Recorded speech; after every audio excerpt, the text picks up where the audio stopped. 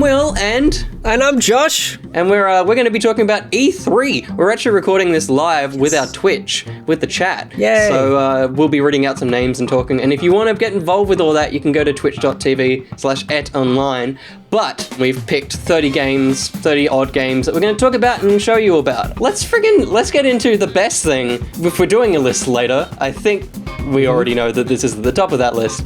It certainly is. Let's go over to a E3 inspired. Look at this overlay. Look at that. Oh, look at that. So sharp. What the fuck is the browser? So grey and white. And clean. Let's talk about a little game called... The use of alcohol.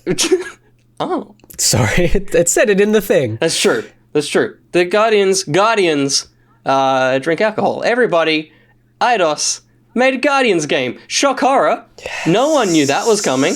No one. Nah. No one. Look, honestly, if you hadn't told me multiple times that there were rumors of this happening, I wouldn't have known. Yeah, totally. Honestly, I don't do enough research outside of just listening to podcasts, and most of the time the podcasts just talk about the news that had happened in the last few days. Yep.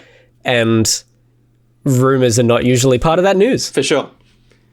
Well... But this... It's no longer a rumor, it's a full video game. And to get to the cold hard facts, this is a single-player only game. It has no DLC. There are no microtransactions. The game comes out. This is entirely what it is. You play as Star-Lord the entire time, but in combat, you have the ability to tell your teammates what to do, and there's a bunch of team-up moves.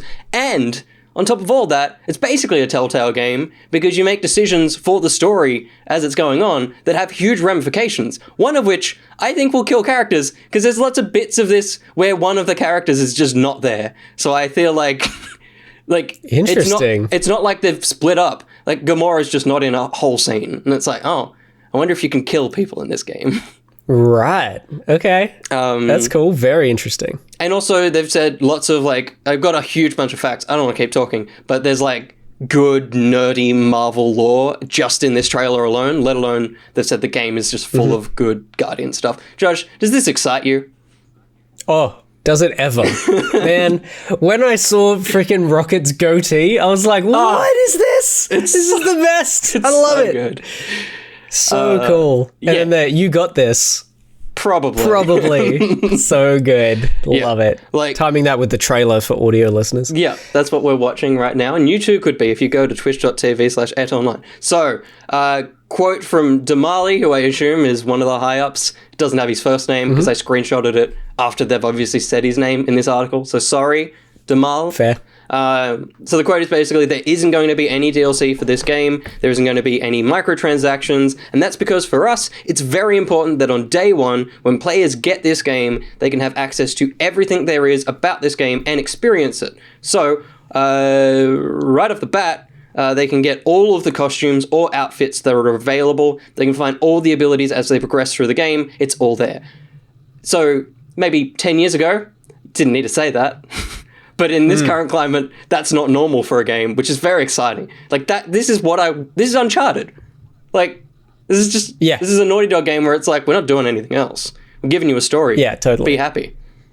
This also now makes me wonder, because now that you've said that, you get all the costumes and stuff, the deluxe edition... Yes. Comes with 2 costumes? You get them early, so you can still, unlock costumes in the game, buy coins or whatever. But sure. Yeah, that just gives you early access, which I think Avengers did the same kind of thing. But yes, that deluxe edition, jump on it. It's a good price. It's a price of a normal PS5 game, which is cool. It's not an additional price. It's $130 is the price of the deluxe. The standard's $90. So it's that's nice. Either way, yeah, it's a good price for a game on a brand new console that's coming out in less than 6 months. That's a good point. It's October, right? Yeah, October, mid-October? Yeah, it is crazy. I couldn't believe that. And yeah, it's it's a small collector's edition, deluxe edition kind of thing. It's, 2 extra Star-Lord costumes plus an art book and a steelbook. Yep. And also, pre-order bonus entirely, you get, comic book themed skins, him in his original Star-Lord outfit and Gamora and Drax and stuff. Yeah, cool. Which is sick as well. I like that they've all got costumes. Again, kind of like Naughty Dog's, like Uncharted had the ability to change what Sam's wearing and like stuff like that. So that's exciting. But speaking of those skins, someone questioned whether there would be movie costumes. This is what's very exciting. They replied, their official Twitter, yes, we've created a wide variety of in-game unlockable outfits inspired by Guardians' history, including some from the MCU. And they've said, sure. And then someone replied was like, sure. Took 8 months for Avengers. They said, they'll be in the game at launch. MCU skins at launch. That's sick. That's so good. Hell Very yeah. exciting. Yeah. That freaking... I'm kind of angry at that one person for being so, like, snarky Totally. at them. Like, look at this thing. I guess I get it because of Avengers, but, like, come on. It's, Yeah. And, yeah, again, this is all sourced from the Twitter account. Great account to follow because they're answering all the questions. Someone asked why you can only play as Star-Lord. It's a single-player game. What do you want? What are you questioning? They replied, to tell the best possible Guardian story, we decided to have players discover the dynamics between these unpredictable characters through Star-Lord's eyes, and they'll challenge you in gameplay. You can call the shots in and out of combat, and they're always around you, which is a great point. I'm just rattling a lot of things. There's 80s classics from Iron Maiden, Kiss, New Kids on the Block, Rick Astley, and more.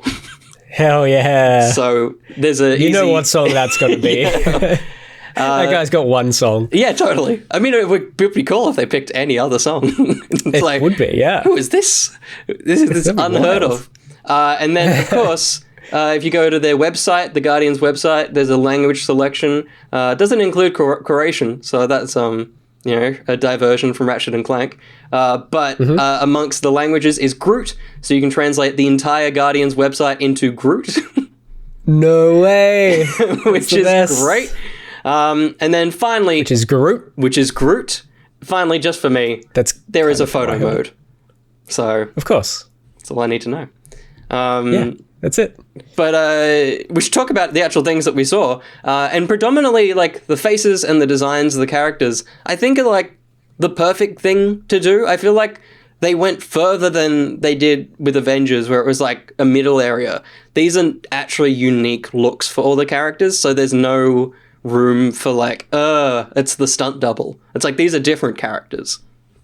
Yeah, totally. Like Dolphin Pants said, I'm a fan of these designs. They look awesome. Like, I love this sort of slightly more modern, I guess, like mostly in the hairstyle, Star-Lord design. He looks freaking great. Groot is, he's so good. A bit like, I don't know, he's a bit bulkier than in the movie. And yeah, he's got a cool design. Rocket's goatee is sick. Drax is like a little smaller, like a little bit more believable size. Yeah, and like his markings and stuff are definitely closer to like comic Drax as well, which is cool. Yeah, so it's sick. And Gamora, she looks great as well. So does Mantis? Yeah, she looks great. I got so pumped when she appeared for like a second in the trailer. I was like, yeah. She looks freaking great. Yeah. So keen for all of this. It looks so sick. I don't know who the bad guy is, who that girl is. Yes, so I got these too. I had a look. Do we have information? I have the information. Lady Hellbender is her name. And if you want to read her in comics, there's a bunch from Totally Awesome Hulk. Like the recent thing, like a Venom annual. She's in a bunch of stuff, but very obscure. I think Lady Hellbender, basically she's like a gothic collector. That's why they went there to sell Rocket or Groot. So she's their buyer. So yeah, she's just... it makes sense. It's a very strange character. The other thing is the two red boys that are in the trailer are like two brothers. They're called the Blood Brothers. Yeah, the big bros. Yes, sick. The Blood Brothers. So even that... Admittedly, when I saw them, I thought they were the guys from Invincible. Like the guy that can clone himself. Yeah, can't remember their names, but... Someone in chat. The Maulers? Is that them? Dolphin Pants says? No. But yeah, and then in terms of combat, looks great. I think it's definitely, one of those games, and I think we felt the same with the Avengers, where it'll probably feel better in hand than it looks here. Like, Yeah, yeah. yeah, I think that sometimes when I look back at Avengers Combat, it looks very frantic and messy, but it's so much fun in the moment, and I think probably a similar thing happening here. Yeah, yeah, I'd say so. My housemate, I sent this to him, and he was saying that this visual design apparently looks a lot like Destiny to him. Yeah, right. In just the art style and stuff like that. But yeah, he was like, "Oh, is it going to be like Avengers? Because I don't know if I could play it if it does, because I've watched you play Avengers and I don't like the look of that game." Yeah, I'm like, no, I think this is going to be very different. Totally. So yeah, I pretty much said I think they've learned their lesson with that game. They're going to try and keep fixing it and making it worth playing, but I don't think they'll try and make another one. Yeah, totally. I think that was the thing a lot of people were a bit afraid of, that this was just going to be that same thing again. But yeah. I think we're good. I think we're sweet. And it, like, because it looks great. Like, the visual design of everything. I actually find the UI a little gross. Like, it looks a little bit, Persona and stuff, the way like it says fantastic and like the text pops up and it's pink and it's a little bit bright. Sure. Like I almost would want it to sit behind a little bit. I guess they're going for like an 80s pop aesthetic. Like it totally makes sense. Maybe you could turn it off as well. Yeah, hopefully, because a lot of these sorts of games seem to switch off a lot of that sort of, for sure, like option menu stuff. Duresh asks, is it supposed to be in the same universe as Avengers game or separate? It's separate on Twitter. They've definitely said that this is a separate thing, even though there's like a thing of a Sentinel somewhere in this trailer and it's the same model from Avengers. So there's definitely shared assets, but it's not supposed to be part of that same universe, which I think is for the best. Yeah. To some extent as well, I almost wouldn't be surprised or wouldn't mind if after the success of this, they just chuck the character models into a story in Avengers. Totally. Yeah. Or something like that. Like, even if it's not the same characters, but same outfits or something. So it's like the Guardians games main costumes are in the Avengers game for the Avengers Guardians of the Galaxy. Sure. If they ever do a Guardians of the Galaxy story in Avengers.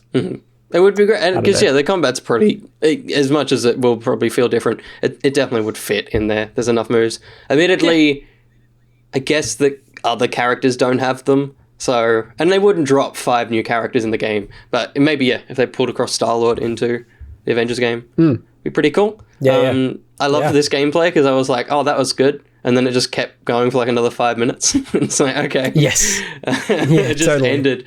But I guess while we're here, we might as well also talk about the Avengers game. We got a look at the Black Panther DLC as well, which looks incredible.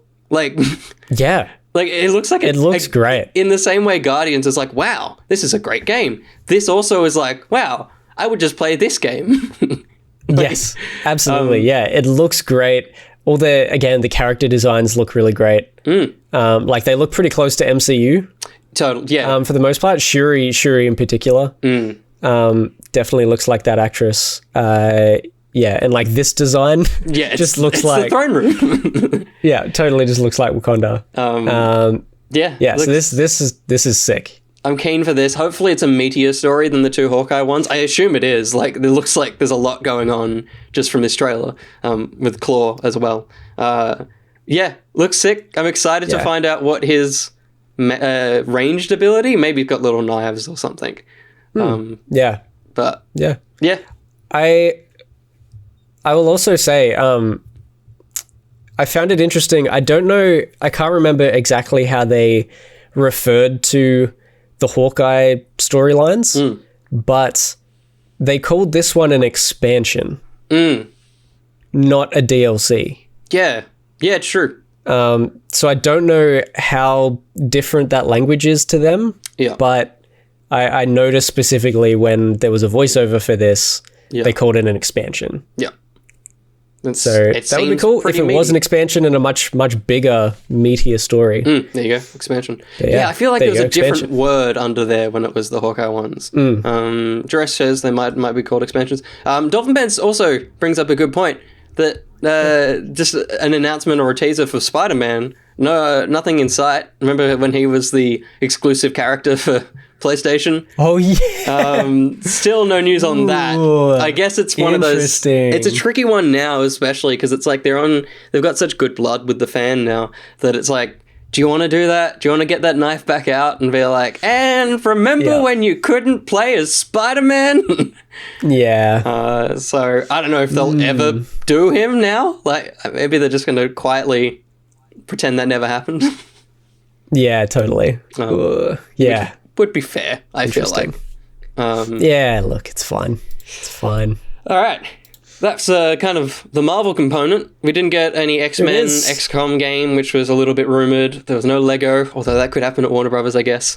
Yeah, should we jump in? Do you want first pick? My next pick, my number 2, I believe, is one that we both had as well. We can do that. So let's do that. Let's Why do not? that. There's your number 2, Josh. Talk to us about this one. Here it is. Bloody Solar Ash, everyone. A lot of you probably already know of this. It's by the devs of Hyperlight Drifter. I can't remember what their actual name is. But it just looks so cool. Like, I've always loved the look of Hyperlight Drifter. Like, visually, just the neon sort of, like, cyber, whatever you call it, look. What do you call the neon look? It's like cyberpunk. Kind of, yeah. There's kind of a word for it. Anyway, just friggin' awesome visual style. I always loved the Hyperlight Drifter one, and this just looks like a low poly. Instead of pixel art, it's like a low poly 3D version of that. And it's just a really cool kind of, transition between the between two similar, like, themically art styles, but it's freaking two sick. completely different things. Was this on your list as well? It was on my list with the simple thing of it's not out yet. Like, it was one of those games that just seems to be living in limbo that I was so sure came out earlier this year, but it's still going. I also think, like, it gives me a little bit of the Pathless vibes as well, like the way the character skates around and pops all the little things. I wasn't entirely on board, but weirdly this, 50-second thing made me go, okay. I guess because it's got a lot of scale in this one. Whereas I think a lot of other things were kind of on the ground, dancing around, whereas this is like Horizon Zero Dawn, basically. The scale of that fight being on top of the beast while it's flying around reminds me of what's the help me out, chat. Icarus. What's the game? Sorry, The Last Guardian. No, not Icarus. The same devs, the previous one, Ico. the previous game from that, the one in between those two. The one with the Colosseum, Colossus, Shadow of the Colossus. Colossus, yeah, Shadow of the Colossus. That's the one. Yeah, it reminds me of that. Thank you, Dolphin Pants. There he is. Yeah, so, there is one where you have to get onto a giant flying bird that is about this big or even bigger while it's flying around, and then you've got to find all its weak points and stab the weak points. And it's just that sort of scale is so cool. Yeah, I love that sort of stuff. It was very similar kind of, that idea of being tiny with something of a huge scale was actually part of the game I would have ended up making at my my major project for my second year at AIE if I didn't get the job in Melbourne. Those guys just made a giant, you're a little boy. That's right. In an oversized overalls that basically work like a wingsuit, and you were trying to power up this big broken down mech. Yep. Like a Iron Giant style kind of thing. That's right. I just love that sort of scale in games. It's so that's why you surreal love and Horizon cool. Zero Dawn. It's definitely got that. Oh yes. Yes. All right, well, going from something huge, I'm going to go down to something basically miniature. My next pick, or next thing that I was interested in, was a game called Tribes of Midgard, Giants Are Coming, which is kind of like it's a top-down. What have I written here? 10-player co-op action survival RPG. I just think it looks really cool. Like it's just like right here I was like, oh, this looks a bit gross. But because that style is carried through, I think it makes a nice tone across the whole game. It's like it's basically Valhalla. Like it's a Nordic kind of game. And for sure. I just think it's got. This is the survival one, right? It is. Yeah. 10-player co-op of action survival. And I think it's just a nice mix from everything they show in the trailer. I think it's a nice mixture of a bunch of different elements in gaming that I think have come together. Like my one nitpick is I think the camera is maybe a little tight, which I know it's a camera that is used in a lot of stuff, but just in a few of these bits, I'm like, I think I'd be okay if the character was a little smaller on the screen. I think I'm a little bit too tight on them. But yeah, just looks like fun, and I need to play more online multiplayer games, and this looks like one that I would enjoy. Yeah, cool. Yeah, no, this could definitely be one that we both jump in on for like streaming and stuff. Totally. Does this pique your interest at all? It kind of did at first. Yeah. When I found out it was like a survival game, I'm like, no, I just don't play many of those. Yeah. But yeah, definitely parts of this. This was almost on the list. Yeah, good. But then I'm like, the survival aspect, like, I don't know, where you just die and lose everything and have to start over. I don't know if it's that sort of game, but I'm pretty sure it's in runs. That definitely nothing carries over. Yeah.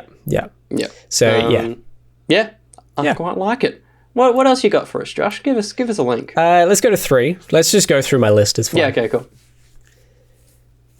This one, it's just an of course. Yeah, of course, totally. This is my game. Yes, it is. Once it loads, it's called. Okay, you're not gonna get it from all this. It's called Ollie Ollie World. Yeah.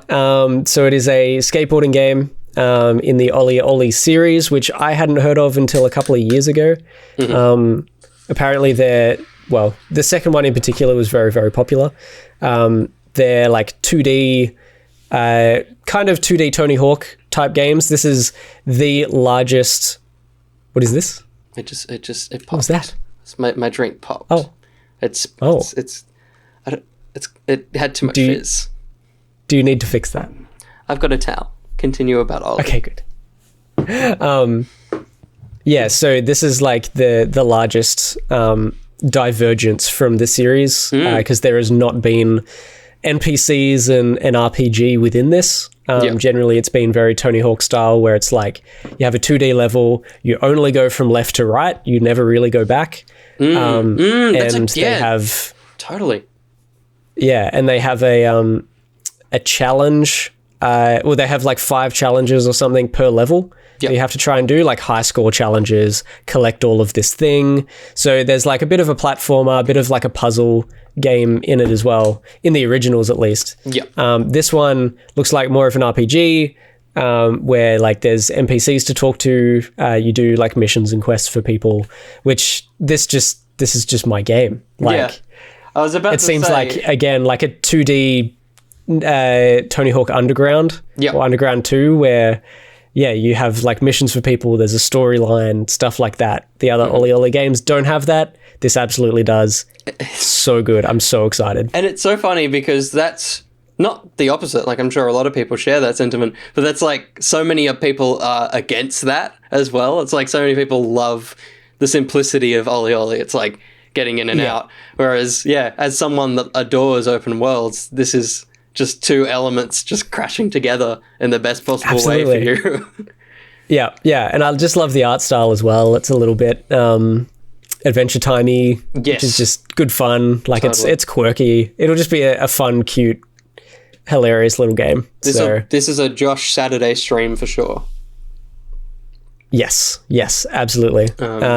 This would be great on Switch. Is it on Switch? I think it is. Let me have a look. And something said, yes, answered for me. So I believe it probably is. There it is. It's on all the things. Everything. Platform ever, including the game. I'll just get it on everything. Yeah, good. I'll probably end up getting it on Switch and PS5. Yeah. Well, I know it's a similar sort of thing with the Guardians, because I've got my, I don't know if it'll come up here. Oh, almost. My PS5 shelf is down there, and I was looking at that today, and I'm like, because it comes with a steelbook, it won't have the spine. I need to buy it as a normal game as well. No. It's okay, because... Or is it going to be a collector's edition that has both? Because a lot of collector's editions was a thick nowadays box. come with a steelbook. Yeah. Yeah. Well, yeah, like So outside sometimes of the box, sometimes. Yeah, sometimes the disc is in the normal box, and then they give you a steel box as well. This doesn't look like you it might from get the, both. from the picture, but hopefully. And I also thankfully had like a Will Intelligence moment where I'm like, this game will probably be like $40 in a year. I can just buy the box copy then. Like, I don't need it anytime soon. Yeah. I want it at some point. Yeah. And speaking of games that I... no, there's no link. My next game is a game called Scars Above. Come on, let me put you in here. There we go.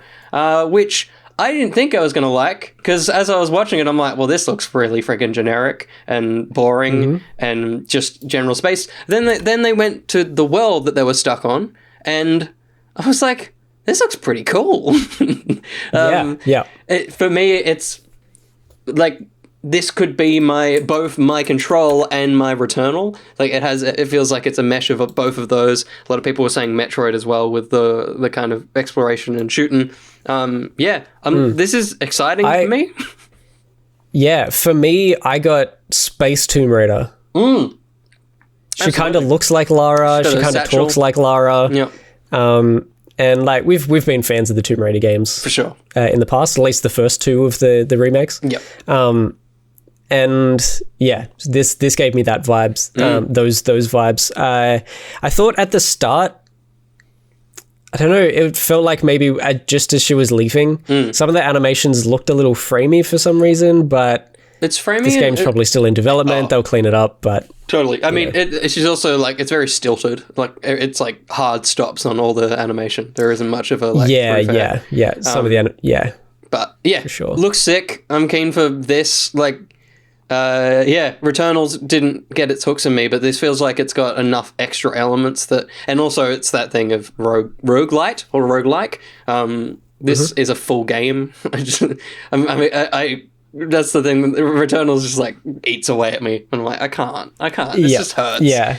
One of the other things I liked about this is like she initially, I don't know where she gets this information from, but she looks at the giant circular door and is like, oh, there's 3 sections in this. It looks like they'll be activated with an electric blast. It's like, how do you know that? You've just woken up on a planet where you're like, where am I?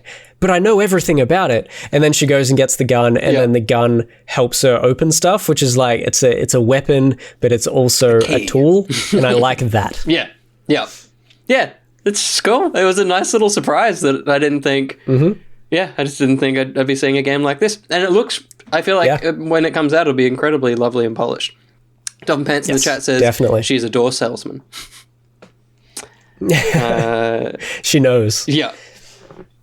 Cool. Yeah, just go to my 4. This was one of mine, so I'll tell you to skip one at some point. Yes, I expected this one to pop up for Joshi. Oh, yes. boom. So that was the Xbox sound. A Plague Tale Requiem. Yeah.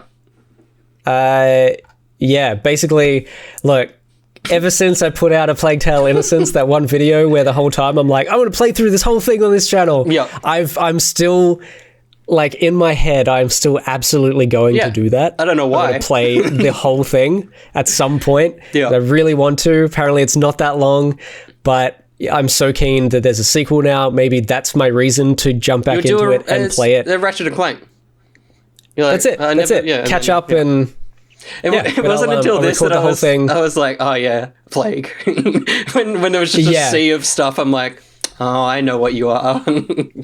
Yeah. As soon as I saw the first kid, or like as soon as the kind of some of the opening scenes, like the first 5-10 seconds, I was like, have they remade this? Like, I didn't recognize anyone in particular, but I'm like, this looks familiar. Yeah. This looks like it's Plague Tale. I think it's that kid. That freaking kid. Like, is it? Are they doing like a remaster for some reason? But yeah, when it came up as a Plague Tale, totally different game, well, not totally different game, but sequel. Yeah. It's like, hell yeah, I'm so in. Looks yeah, good. So It's got a little mouse absolutely. on the G still. yeah, they're keeping that little logo. It's cool because I think that was in the original. There's that little cool bit of design on there. Yeah. Yeah, that's my one. I didn't feel much, but as soon as it happened, I was like, Josh will be happy with this. This is another one that I feel like I shouldn't care anything about, but it's the little touch on Payday, that they're still giving it updates and stuff. And it just reminded me that I never played Payday, but I always wanted to, and I got like the free copy on Steam when it was free for like a month or something. And it just made me get excited for whatever Payday 3 will be, because they all seemed very excited about Payday. So, yeah. yeah. And again, another multiplayer game that would be fun to play now that we're streaming. Absolutely. Yeah, I'd be down for that. I think I got it free on Steam as well. I think everyone did. Yeah. Everyone jumped in. But yeah, I'd be very keen to jump in. I've never played a Payday before. Yeah, sick. I was very surprised when they said Payday 2 is like the most played game on stream. Yeah, it was like... I'm like, I don't know. Are you sure? Let's find out. Let's go to Twitch right now. Yeah. And I'm sorry if it's can you just get bathtubs. Can you get GTA 5 on Steam? Yeah, no, there's the bathtubs. Wait, did they say Twitch or Steam? I thought they said Steam. Oh, maybe they said Steam. But I do remember it always is played a lot. Yeah, it was like 4 point something million or something that they'd said. Yeah, like he said some ridiculous number and said, yeah, it's the most played game. I'm like, is it really though? It was probably because it was free. Isn't this game like 8 years ago? Yeah. It's probably because it was free. We talked enough about Payday. We don't care about this game. We did, yeah. Am I going to the next number? Facebook streaming. Yeah, let's go with that. This will be nice and quick. And it's a man sitting in a chair. This man is going to be talking about his Diablo/Tetris game. Totally. Which is just wild. Yeah.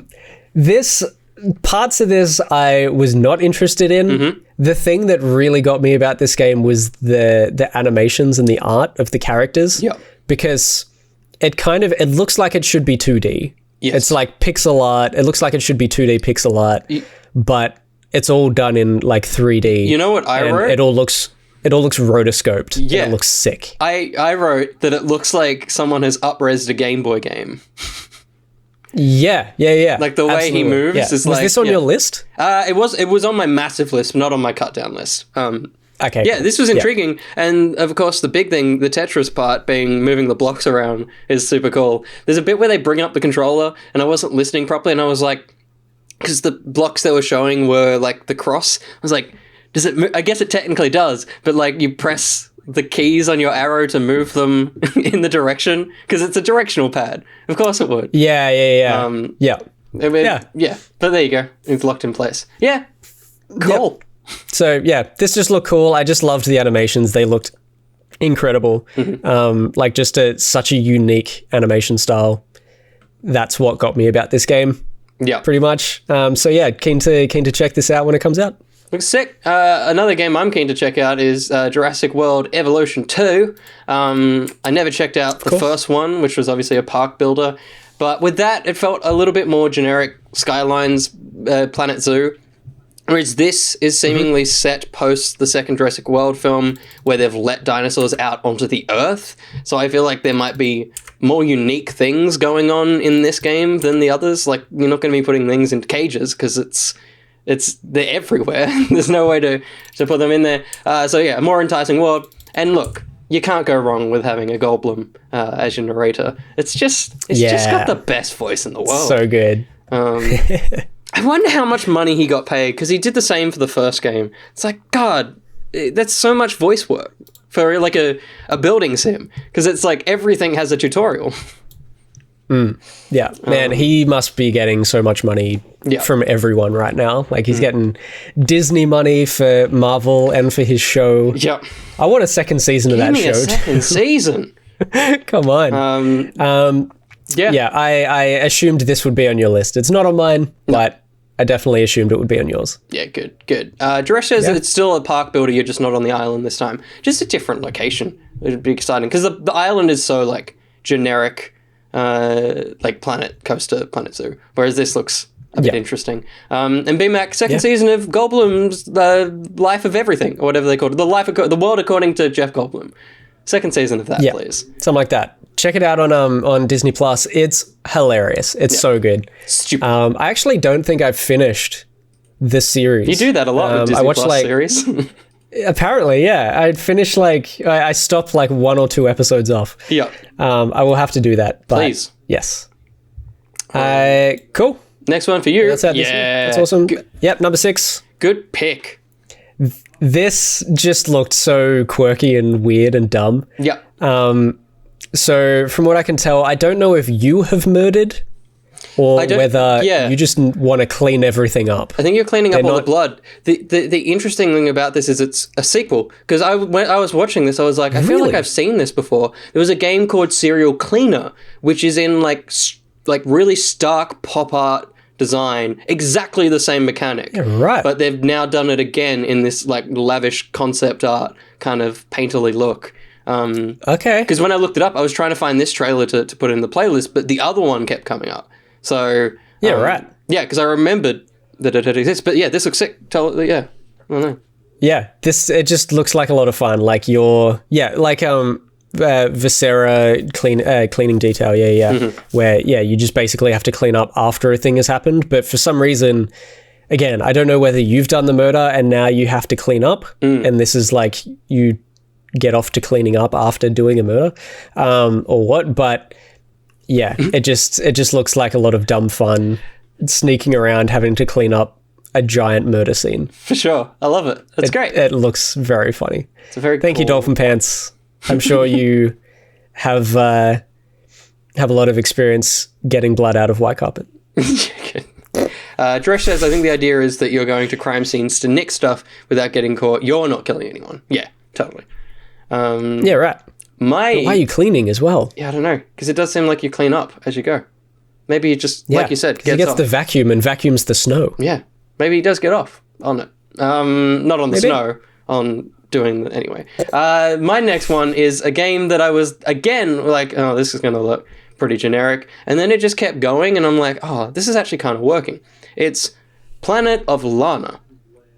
And yes, absolutely. Yeah, it's the way I've written it in my notes. It's 2D Kena or Kena, Bridge of Souls or Spirits or whatever it is, even down to the little black critters that follow them. This thing looks like it has everything I want in a game, and this is the reason, because it has this massive long intro, which is beautiful. But I'm like, I don't know anything about your game. But then when it gets into it, yeah, it's like. They self-proclaimed cinematic puzzle adventure game, which is exactly what I like. That's the exact genre that I adore. Yeah, absolutely. This just it looked gorgeous. Like, this was probably on my list before the rockets started coming down because it just looked so indie. And I'm like, yes. There were so many that I cut from my list because I'm like, they look indie but kind of generic. Yeah, this one looked very cute and emotional, so I was like, I'm in. And then the rocket started falling, and I was like, oh, I'm in. There's more. Absolutely, I am in. So yeah, this looked sick. Yeah, this was definitely on my list. It's so pretty. It's so pretty. It's another game that I'm like, I need an OLED TV. Yeah, beautiful game. What else you got for us, Josh? Go for 7. Oh, yeah. This is like, if I had a top 5, I think this is probably in it. Yeah? Cool. Yeah. Awesome. So this is White Shadows. Once the video starts playing, just such a cool filter over the top of this, and it's all black and white, which just looks awesome as well. I like that they're in black and white too for their actual stream when they're chatting about it. But yeah, just kind of like a animal platformer, like old school era. Totally. And kind of just reminded me of like a Limbo or Inside or 100%. What's that other one? Little Nightmares. Yeah, totally. Yeah, that sort of thing. But just such a, I don't know, just visually gorgeous. Absolutely. There's like a longer trailer on so cool. their Steam side as well if you want to see more. And Okay. it's just it's so devoted to what it's doing. Like it's got like the BioShock kind of aesthetic as well. Look, I just want all of these games. I feel like this is the first Yeah. E3 where the indies have really outshone everything because they've just got man. so much style. Yeah. So many of my games are indie games. Absolutely. Everything else is, there's so many generic other games. I Yeah. feel like we're just looking for something else. My throat just did something real weird then. It just really squelched. Yeah. I don't know why. I also love in their little discussions in between, the guy was like, yeah, we thought that this game was actually really funny, but everyone's telling us that it's super dark. Yeah. They're like, I don't know. You just have to find out for yourself. I loved that. Yeah. They were great so it'll- spokespeople for their game as well. Yeah. It kind of shows you the sort of humor that is in this game. So Yeah. very keen to check that out when it comes out. Was that on your list? Or you said it was your top 5? Yeah. It's very, very on my list. Yeah. It's great. And White Shadows. And it's a great name for a game as well. Yeah. I'm not... See, my list was huge, but as I'm doing it while I'm going through it. That's gone. This game I have no thoughts on, really. But Back for Blood, obviously spiritual successor to Left 4 Dead from the same people. I never played Left 4 Dead. Similar thing to Payday. I'm like, I'd like to. And now that this is all shiny and new, I'll just play this. And it looks like a game that I will download, we will play, and then I will never play again. But it looks like it'll be fun for 2 hours. Yeah, good to see it. It'll be on Game Pass, I'm sure. It looks like a heavily Game Pass looking game. So, Back 4 Blood. Yeah, I think one of the things with us is that we don't play games where it's the same thing over and over again. Totally.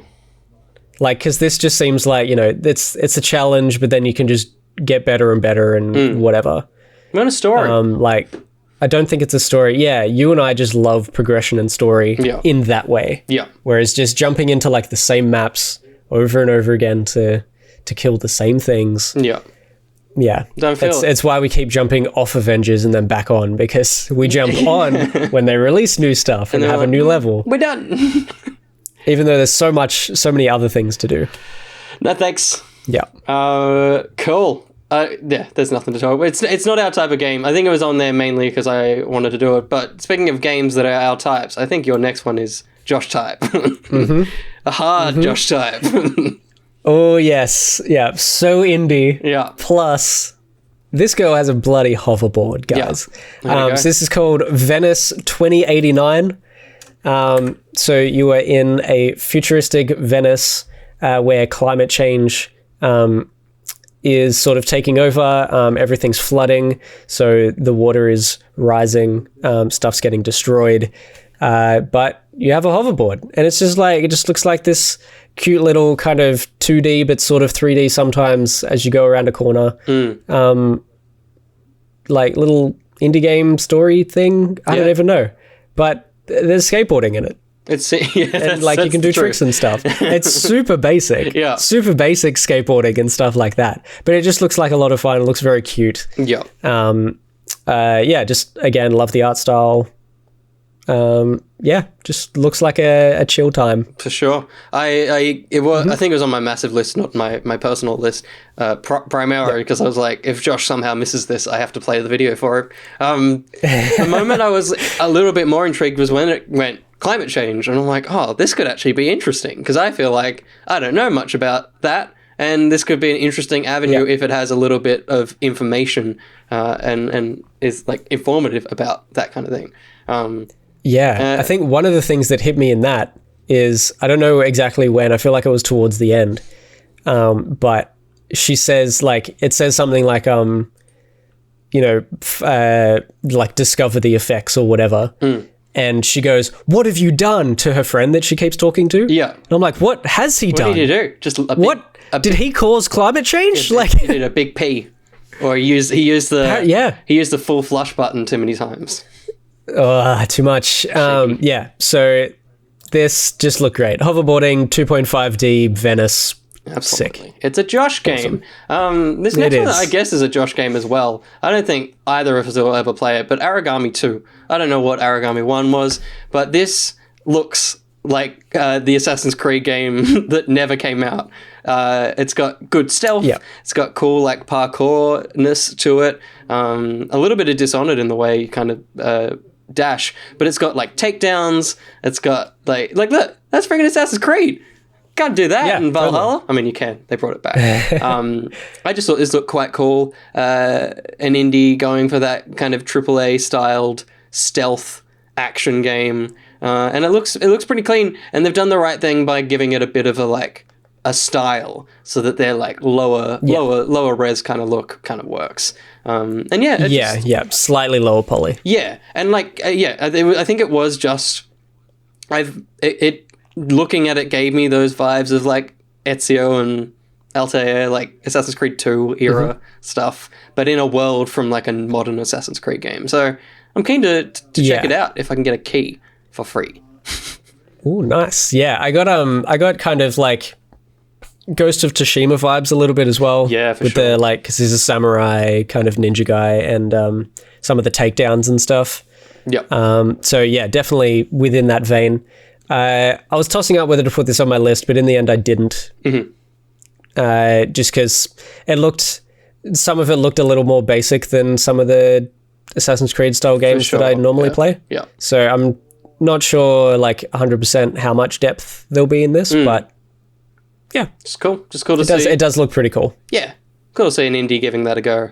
But on the other end of the spectrum of indies, one of the biggest people of all time. Yes, this mostly, all right, this isn't like a thing on my list. I just wanted to talk about it for a sec. For sure. Because, all right, this is Death Stranding, for those who are listening or whatever. Death Stranding, the director's cut. So good old Hideo is making a director's cut, even though he made the original game and stuff probably wouldn't have been cut. I don't know what he was thinking. But this area inside a warehouse, we have to stealth around stuff. Like, part of me is like, is this a joke? Because clearly it's like, it's Metal Gear Solid. Yeah. Because what happens towards the end of this is he finds a box and he tests whether he can fit in the box. Yeah. And then he puts the box back. I'm like, all right, is that mechanic actually going to happen? Gets into, oh, wow. Because, have you seen it? Yeah. No, I'm just like, if he would put that into the game. Yeah, exactly. Like, Dolphin Pants, exactly. What are they adding? Who told him to cut things? Yeah. So he finds this box, he gets in it, and he's like, yep, I can fit in this. And then he puts it back. He doesn't actually use it. Yeah. But never in this game is there, that I remember, a place where you're inside a warehouse and you have to sneak past guards like this. I don't remember that at all in this game. So I'm like, is he just like adding features into this game now? Like, that's kind of what I wanted to talk about. Yeah. I'm very confused. I'm not going to play it again. I'm not going to play the director's cut. No. I will find out about it from somewhere else. Yep. But it's very strange. Very strange. Like, yeah, the whole time I was watching it, I was like, is this an ad for something else? And then when director's cut came up, I was like, what? What do you mean? Because I think... When he gets out and puts it back on the thing, like, what was the point of that? I don't understand. Pick up the oranges. Well, the thing that I find so dumb about the whole thing is, like, he looks over this sea of stealth, and then he just looks behind him, and there's an entrance way to just walk around it all. So I was like, I thought, you can just go around. Yeah, I thought that was the gag, because you look at it and you're like, oh, it's Metal Gear, and then he says that, and then that's where it would cut. But then it just, in Kojima fashion, just gets drier and drier and drier. Yeah. Like, this is a good gag. Look, that's a great go gag. around. Go in the vent. How funny. Lol. But then it's another minute. Weird. Weird thing. Yeah. I don't know. I just wanted to talk about that and the fact, because no one else has played this game. So I thought I would tell everyone that that sort of level does not exist. Yeah, good. It's not a thing in this game, so I don't really understand. Speak for the people. That's what you're here. I'm as confused as everyone else, but, you know, there's a bit more context to my to the confusion that everyone's feeling. Good. I'm glad you could That's it. give that to us. There you go. I'm going to talk about this? Sure. It's another indie that I'm just like, good on ya. Severed Steel. It gives me a little bit of Ghost Runner vibes. It always breaks my heart watching like these indie showcases where the game clearly is running at like 15 frames a second every now and then. It's like, you weren't ready to show the world. But yeah, it's exactly what an indie game running in Unreal looks like and plays like. So I'm keen. That's the shit that I like, apparently. This, Necromunda Hired Gun, Ghost Runner, it's clearly my... I absolutely saw this and was like, Will I like this? Yeah. There was another one in there as well that that I think will be on your list. I think so. I can't remember. Yeah, but... yeah, this was cool. I originally had this on my list as well, but then I took it off because I'm like, I won't play a game like this. Yeah. But it reminded me a lot of like Super Hot, but you can actually move. That's the other one. Yes, for sure. Yeah. So just like the way you like throw the weapon and like you know, the slowdown of everything as well. like it looks like a puzzle. It's a puzzle. It's a puzzle. Upside down right now. Yeah, this was really cool. And some of the other features he talked about were kind of cool as well. Yeah. Because he talked about, like, there's style points, like style point challenges and stuff. And, like, he's like, yeah, you get awesome points for going upside down. So it's like, that's sick. And the fact that he was watching people do these super advanced maneuvers that he didn't realize were really possible. Yep. So cool. So yeah, I really enjoyed hearing the guy talk about speedrunners playing his game as he's watching it. Yeah. So that was very cool, and I was like, yeah, we'll be into this. Yeah. For sure. It's a Will game. We got our games. Definitely. Okay. I think this is your next one. Cool. It was number 11. Number 11. And I feel like this is another one that's on both lists. It's an easy one. It's an easy Forza Horizon 5, yeah. It's like I'm not much of a car guy, you're a car guy, but these games are just so good. They are. And this game I've loved the last few that I've played. Friggin' incredible. Yeah.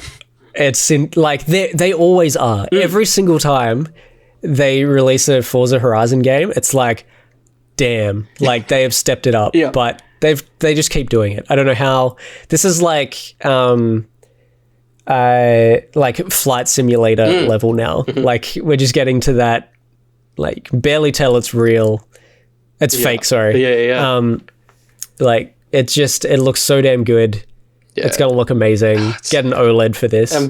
Well, I'll have to get an OLED and a Series X. The one thing as we move through it, good on Microsoft. There's like 3 games now for their when the games come out year-old system. There'll be 3 exclusive games, and also on PC. So I don't know if they're really classed as exclusive. It's very confusing. This console exclusive. Yeah, console exclusive. This it looks incredible. It's such a strange thing as like someone who like looks in 3D modeling and all the rest of it, because they talk about their photo scanned assets. Every time I hear that, it's such a strange phrase because my mind goes, "Oh, you cheated," like because it's like I can do that. I can scan something. I can scan it on my phone right now, and I can put it in Unreal, and it'd look as good as this. But it's the fact that they've created entire worlds for it, and it looks stunning. It will be the thing that makes me buy a Series X, like 100%. This is the game. Fair enough. And the new addition to it, which I think it's... I can't remember the devs, but it's the same dev team behind Drift, or Dirt 5. And that had a kind of challenge area, build your own fun. They've put that into this now. There's an area where you can have massive bowling pins and stuff like that, which I'm sure people are gonna do incredible things with. They'll make Doom in Forza Horizon 5. I'm sure. Yes. Totally. BMAC, where's it based? Juresh has you covered. It's based in Mexico. This looks great. Just like they said when Forza Horizon 3, when it was based in Australia, was coming out, and we went to EB Expo, and I got we had a media pass, and I got to go see the guys talk about it. And they said, "Oh, we went out to the outback and filmed a real like Australian sky, like 24-hour thing." They did that again. Yeah.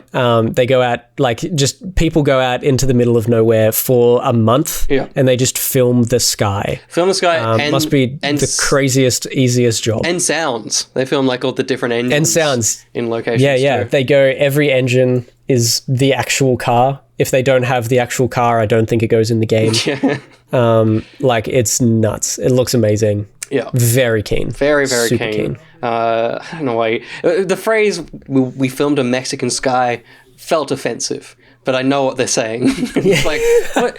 Are you profiling the sky? But yeah, super cool. And yeah, I think it will be the thing that tips me over the edge to grab it. A game that, I mean, before I get to this next game, we should probably put the overlay because it's not. We're talking. Riders Republic. Good to get some gameplay of this thing. Sad that there was no freaking gameplay or talk of goddamn roller skate game. Roller derby. Oh, yeah.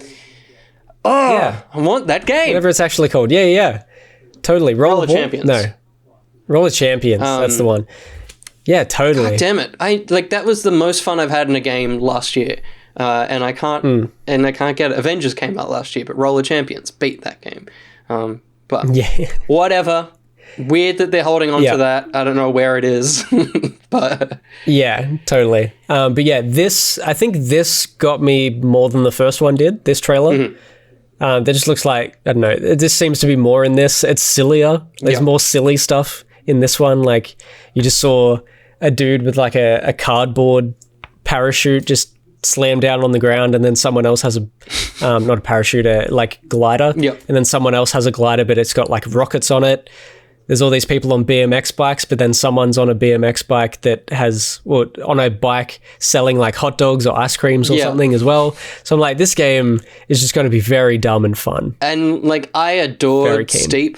Like, I love Steep, but no one ever played Steep. This looks like exactly what... Yeah, you love that game more than I would have expected. Totally. Anyone to love that game. I don't understand what you loved about that game. I took my PlayStation to Channel 7 just to play that game at work. I had the PlayStation under my desk just to freaking play that game. Don't sleep on Steep.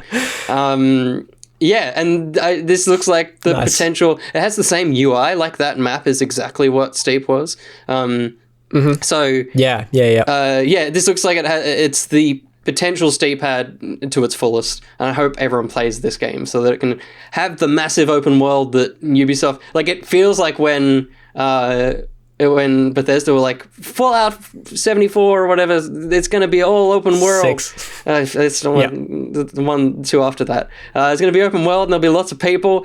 That's what this feels like, and I'm like, God, I hope it actually works for you.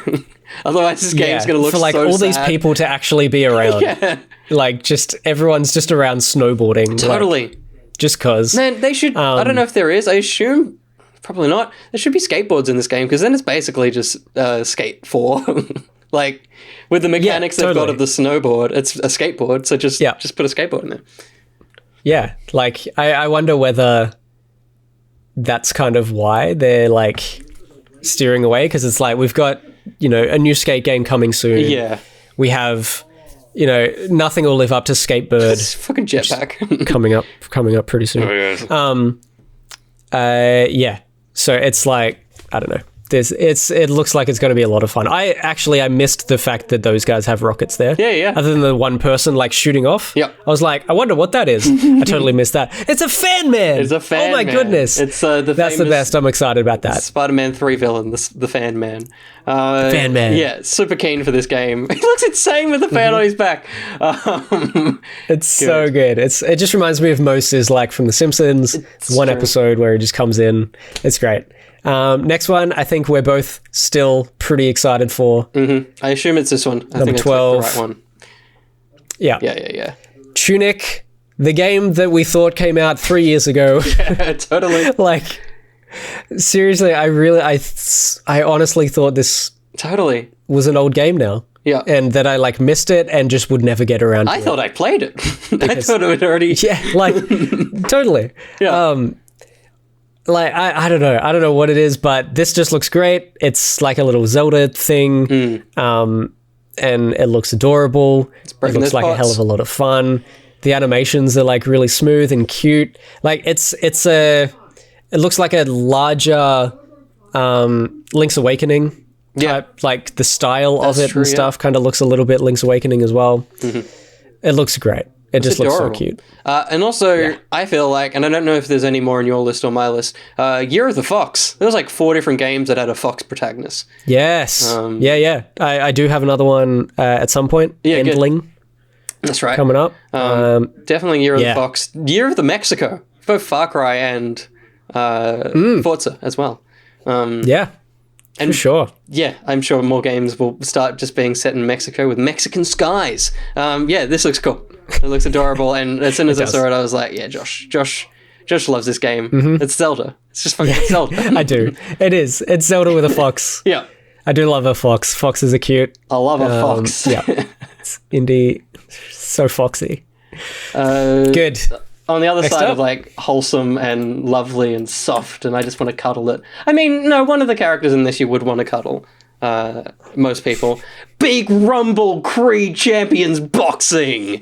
I don't think I saw this Maybe at not. all. Where was this? It was in the list, but maybe it breezed past you. It's a very short trailer. Interesting. But it is a Rocky-based game, so it's like Rocky, Creed, and the people that they fought specifically. It's very similar to that Nice. WWE game that came out at the end of last year, but with like smaller heads. But apart from that, it's got a little bit of that cartoon styling.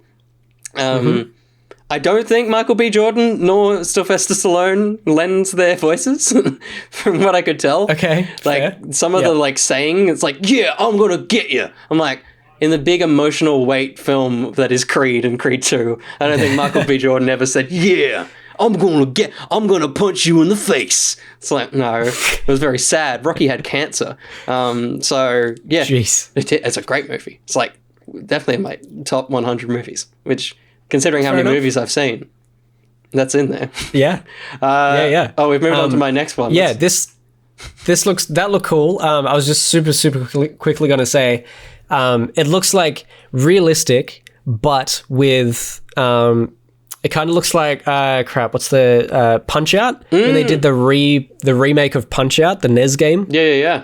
It's got a bit of that. and that had kind of that like very poppy art style. Like this is very like colorful. All the colors kind of pop. It's very like, you know, there's sparks coming off them on the punches and stuff. Like it makes no sense, but Punch Out definitely had that. That's true. That's a good point. Yeah, it's a Oh, it just looks so cool. yeah, that sort of style. It's Go on. just one of those franchises that doesn't get this, and maybe because it's Rocky and like most of them are very like intelligent kind of deep films, so it'd be weird if they had video games. But yeah, I like. Was that just a man in a suit that was punching? Then what's he doing? It was a suit man. Yeah, weird. What are you up to, buddy? Yeah, I'll probably never play it. I don't think I've played any. Like I didn't play the PSVR one that came out. But I got very excited. I get excited at the sight Nice. of Rocky and Creed stuff. Very nice. So you're saying it has Wii graphics? I'm not saying that. But it has the Wii art style. It definitely has a Wii art style. Cool. Did you have another one you were going to, or was Oh, that this? it just skipped through in the playlist. We can go on to yours, which is Up to I didn't expect to see 13. this one. Not gonna lie.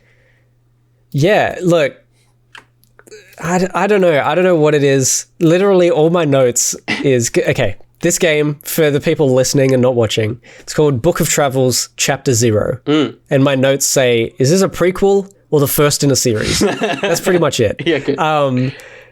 But I think I was just intrigued because there's kind of like a lot and nothing happening at once. My throat keeps doing weird things. Do you want a glass of water? It just did like a weird little fart thing just then. I might need some juice. Get some It'd juice probably in. make things worse because it's acid. That's true. But yeah, I don't know. There's something about this game just intrigued me. I have no idea what it is. It looks a little bit like But- that game we played at PAX or EB ages ago, where like the first round we were separate, and then the second round we came together as characters. It almost looks like a pulled out version of that one. You know, remember that combat game? Yeah. I totally do. And it keeps coming up, and we're like, is that game? Yeah, it's still we kicking. played. Yeah, I can't remember what it's called, but yeah, for sure. So yeah, this came up. Book of Travels, Chapter 0. Has another one of these existed before? I don't know. BMAC, it intrigues me, but I don't know why. Yeah, exactly. It's weird. It's very strange. We can move on. We can move on. What's up, Sam? Welcome. Sam's in the chat. Other Sam was in the chat earlier, but this Sam is the real Sam. This is a game I missed other Sam. which I really like.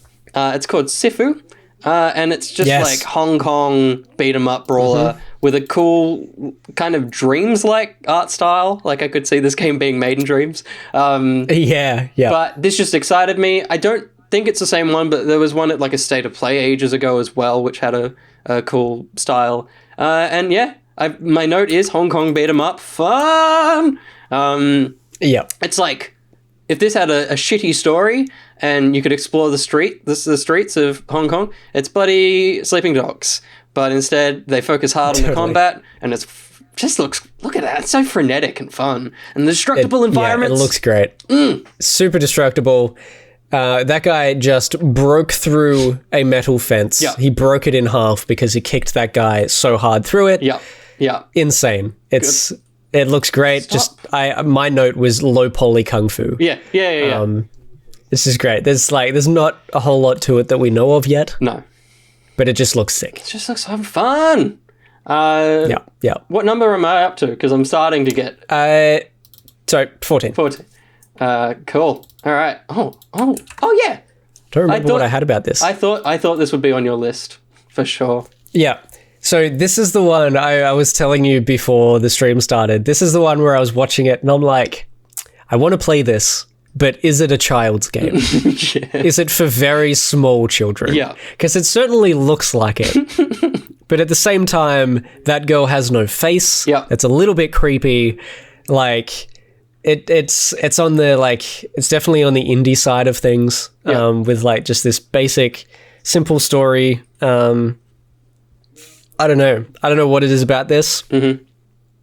But, yeah, I'm just like, is this for kids? Can I play this? Yeah. Like, of course I can play this, but Dingo literally do I says want that to? Josh pretending he isn't just a giant child. I know. But, like, you know, this is, like, next level from that. Like, it's... The thing I'll say is don't know. it feels like it has too complex of a design art-wise to be for kids. Like, I know that sounds silly because, like, Crash Bandicoot was a kid's game and, like, that's iconic in its art design and everything. But it feels like in this day and age, you don't make a game like this expecting, like, children to play it, I guess. Yeah. Because it looks totally. great. I think that's what I was questioning because I'm like, this looks really, really nice. And just, like, tiny details, like he's about to walk up to a bird in a light and it kind of scurries away from him for a little bit and then he walks back the other way. Mm-hmm. And then it walks back into the light and it's like it's just like tiny little things like that. Just I don't know what it is, but it just looks intriguing. I'm intrigued by the ghosts. I'm intrigued about why he's just walking around in the spacesuit. Why does that go invisible in the light? That weird thing that he's pushing. I don't understand and I want to know. Well, you got to play it then, Josh. That's how games work. If you want to play Barbie Adventure 3, you do it and you love it. Yes! Mate, the amount of castles I designed in one of the Barbie games, I could speed run. There was one of them, I can't remember. You got to, because like, the castle got infected with something, so it was all dark and stuff, so you had to redecorate the castle. You had to choose what, like, outfit she was going to wear, because, like, I think there was a party coming up, so Barbie had to make sure some like evil witch took over the castle, but in her mind she's like, fuck the witch, I need my castle ready for the big ball. I can't remember if you fight the witch. I assume you can't fight the witch. If anyone knows what game I'm talking about, please let me know. Can you go back for a sec as well to the title, just a little bit more? Before this is a title. Yep, there, that's a fetus. It is. He's in an egg. Look at that. Isn't it? That is a guy in the womb. He's got the umbilical cord coming out. Mm-hmm. That is 100% a fetus. What is this game? The game is not for children. I do not children. understand. The game is not for children. I think we can confirm. And just for Sam, who joined the chat late, just a reminder that this game is the greatest game at the show. Guardians of the Galaxy is on stream for those listening. I just needed to reinforce that as we're probably at like the midpoint of this list. Guardians of the Galaxy. What a thing. Yep. And while we're here, I just want to get the date. What are we, October 26th. 26? Yeah. Incredible. Yep. We go to PAX. Very nice. We come home. We play Guardians. Great. Hell yeah. Great. Great lineup. It's my turn. With a game that turn. I was so certain wouldn't be on a list at any point, Blacktail. These two little... Yes, this was on mine too. Good. These two little adorable kids like talking about some fairy tale and stuff, and I was like, this looks like it'll be a, no offense to Grubby, like a Hollow Knight or something, like you're going to do some side. And I was like, yeah, whatever. And then it gets to the end, and then all of a sudden it's like a 3D bow-toting action hero game. Yeah, like first person. This bow and arrow looks, like that. Yeah, and it looks incredible. It looks awesome. It's got it's got the vibe of the storybook from prior, but in a 3-dimensional setting, and like it feels like a fairy tale in its art design, which is really fun. It also gives me a little bit of a Hellblade, like right now, especially like in the red skies. Yeah. Looks cool. Blacktail. Can you go to the title screen again? Because we had like the weird like fairy tale art style where they're telling some lore, and then this gets... Pause it here? Or when it comes back? I think it's about to come back. Maybe. Yeah, here. It's fine. We get our third art style here. I just on the actual title. Oh, right. Let it go for a little bit longer. I gotcha. I thought you meant just on the screen. There. Yeah. Oh, yeah, there's like 8-bit shit.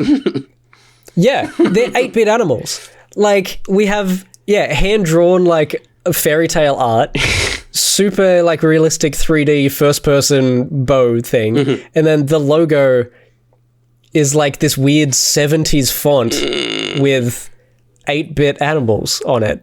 I don't understand. I love it. Yeah. It was freaking fascinating the whole time. Yeah, good on them. Good on them for going with whatever the hell that game is, and we'll probably never play it. I definitely want to really try and play that. Yeah. 15 for me.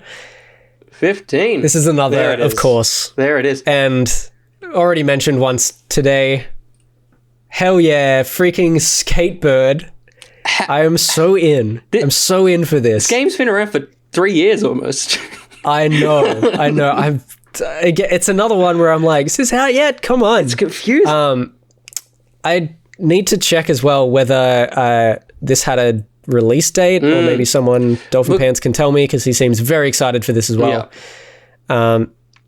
It looks so cool. I love that the maps are like real world, just like desks and rooms and stuff. They're literally just birds on tech decks. I bought 2 tech decks this week from Amazon. They cost me $50 total. They're not just like your normal store-bought ones. Yeah, there you go. Tech deck for you. Get out of this. Skate Mouse. It's the sequel. But I love this. I think one of the other things I love about this as well is that it looks a little bit janky. Yeah. I was about to say it's the shovelware we like. Yeah, totally. Yeah. So like some of the landings and the tricks just look very snappy and a little bit average, but I love it. There it is. 12th of August. That's right. 12th of August. Am I? Oh, I'll just be back in Melbourne to spend a month playing this. A month? Good. You need a month for Skatebird. You got to get all those Steam Chivos. Like the reason this is so like burnt into my mind is because for my first year of Spawn Point, we were going to go to like a skate park and dresses like birds and skate around. That would have been sick. Yeah, but if this game ever came out. If it ever came out in the 2 years I was there. Maybe it'll still happen, and maybe I thought you were going to say the thing. I thought you were going to say the reason why this is burnt into your brain is because this has been on my list for the last 3 years. That helps. Because I'm pretty sure they've shown it for the last 3 years, and it has not come out yet. Still not out. It's okay. Also, that bird has a Splinter Cell. Yeah, mask on. 100% has a Splinter Cell thing. That's great. Aptermus, hey Josh, hey Will, hey chat, how we doing? Howdy. We good? We're good. We're just talking about our like top 30-ish E3 trailers so far. Absolutely. So good. And Sam Fisher, that's the one. Sam Fisher. We're about to go into another one, which this one was annoying because it had no gameplay, but the premise of this is so exciting. It's called Steel Rising. Yes. And Yes, this was on my list too. it is just so cool. Oh, yes, right. Optimus, we saw you at the EB Games. Good. I'm going to hit follow because right. I forgot your name and I wanted to check out your channel. Hell yeah. How do I can't hit follow. I'm going to add as a friend because that's all I can do. Where's follow? Don't have a follow button. Add as friend. We're friends now. This is called Steel Rising. I'm going to follow you Yeah, do it. on my personal account. Good, do it. Everyone listening to the podcast, Optimus. Gotcha. Follow. Steel Rising. Termus. It's Alita set in like the King Louis era. Basically, Totally. King Louis he's got a robot army and it's terrorizing the citizens of Paris. You play as the robot female bodyguard to Marie Antoinette. Like, what a fucking premise. Is that what it is? Yes. That is sick. Marie Antoinette's That is like, King Louis so is messing sick. shit up. Go take him down. Get rid of him. I didn't even know that backstory. I just, as soon as the person at like fighting the robots Yeah. was also a robot or an android or something, I was like, hell yeah. Yeah. This is sick. This looks great. So in. There's like no details apart from that, but it looks awesome and I want it. Yeah. I love that it's a twist on like the AI uprising. Like, because all of that is like set way in the future. This is like, that's true. what if we had that AI robot uprising Now. hundreds of years ago? Right now. Like, what? That's sick. What a sick idea. Yeah. Because I think from yeah, what I remember with so history, cool. King Louis was all about that steampunk and like building to the future. So this is like playing on what if he was full megalomaniac and just like forced time to move basically and was like, I'm going to put all my resources into robots and make them exist. Yeah. It's so sick. Pretty cool. Yeah. It's so cool. And her design that we can see so far just looks awesome. Like you said, looks very like Alita Battle Angel. For sure. With the coverings on her legs and stuff. That sort of white shielding. Yeah. Looks sick. So cool. So fun. So fun. Very keen for this. It's one of the few trailers I watched back again because it's so short. I was like, I need more. I need to see more of this game. Next up for you is a game we've seen a lot of. And a game we want in us. Yes. Oh, yes. Kena, Bridge of Spirits. Sorry, I missed this in the list. I was getting ready for a different game. Kena, Bridge of Spirits, again, a game that we've been looking forward to since last year at least, if not the year before. Yeah. I feel like this game really felt like it should have come out a while ago. Should have been a launch title, man. Yeah, absolutely. This game just looks gorgeous. And we know more about it now. We know some story about it. The two guys, the whole company is an animation and film company, Which makes a lot of sense. a lot of sense as to why this freaking looks like a Pixar movie. Yeah. Just two guys chilling, And chilling them in the like forest. in the forest with these things, and then they make it change into the things flying around. It's so cool. Just some of the backstory for this game and what this company is so cool to watch. And yeah, it makes me love the idea of this game even more. Yeah. Yeah, the Oh no. my housemate is swearing so loud right good, now. good. You probably can't hear it, No. but it's great. Yeah, it just like one of the twists was that the little black things were going to be bad and they're called rot. But then they were like, well, what if they're good? And they like follow you around and help you. And it's like, that's so cool. Yeah. What if they were good? What if they were? Like, I'm wondering whether like they are bad and then whatever you do to them turns them good and turns them into these nice little creatures that follow you. Yeah. But they're initially like bad guys. God, this is so pretty. It just looks so sick. Yeah. These babies are straight out of Raya. I really want to watch Raya. Yeah, no, I gotta watch it. Yeah, like frick, man, this game it's watching a Pixar movie. It's so. It is. Again, I think this is the one that sparked it. I need an OLED TV. I want to see these little black creatures in their pure form on my PS5. Did they give us a release date? It's still got. It already had one, but I don't know if this switched it up at all. I can't remember. I'll have a little scrub. Ah! Whoa! Scrub right in. Kina? Nothing. Damn. But yeah, But PlayStation exclusive. It was and then PC. Epic. Yeah.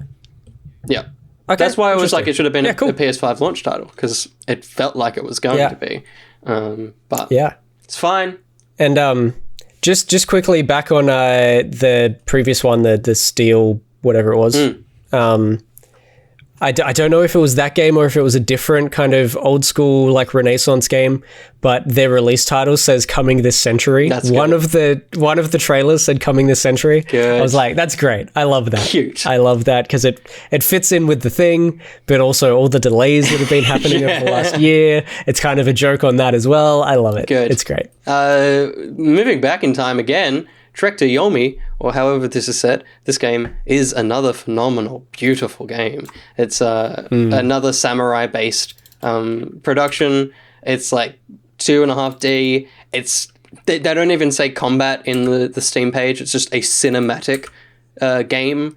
So, and it is. Like this, for me, like it puts Ghost of Tsushima to shame. Like this is phenomenal. Like the animations have to be mocapped because they're so fluid and so real, which makes sense. Like it's a very simple game mechanically, I would say.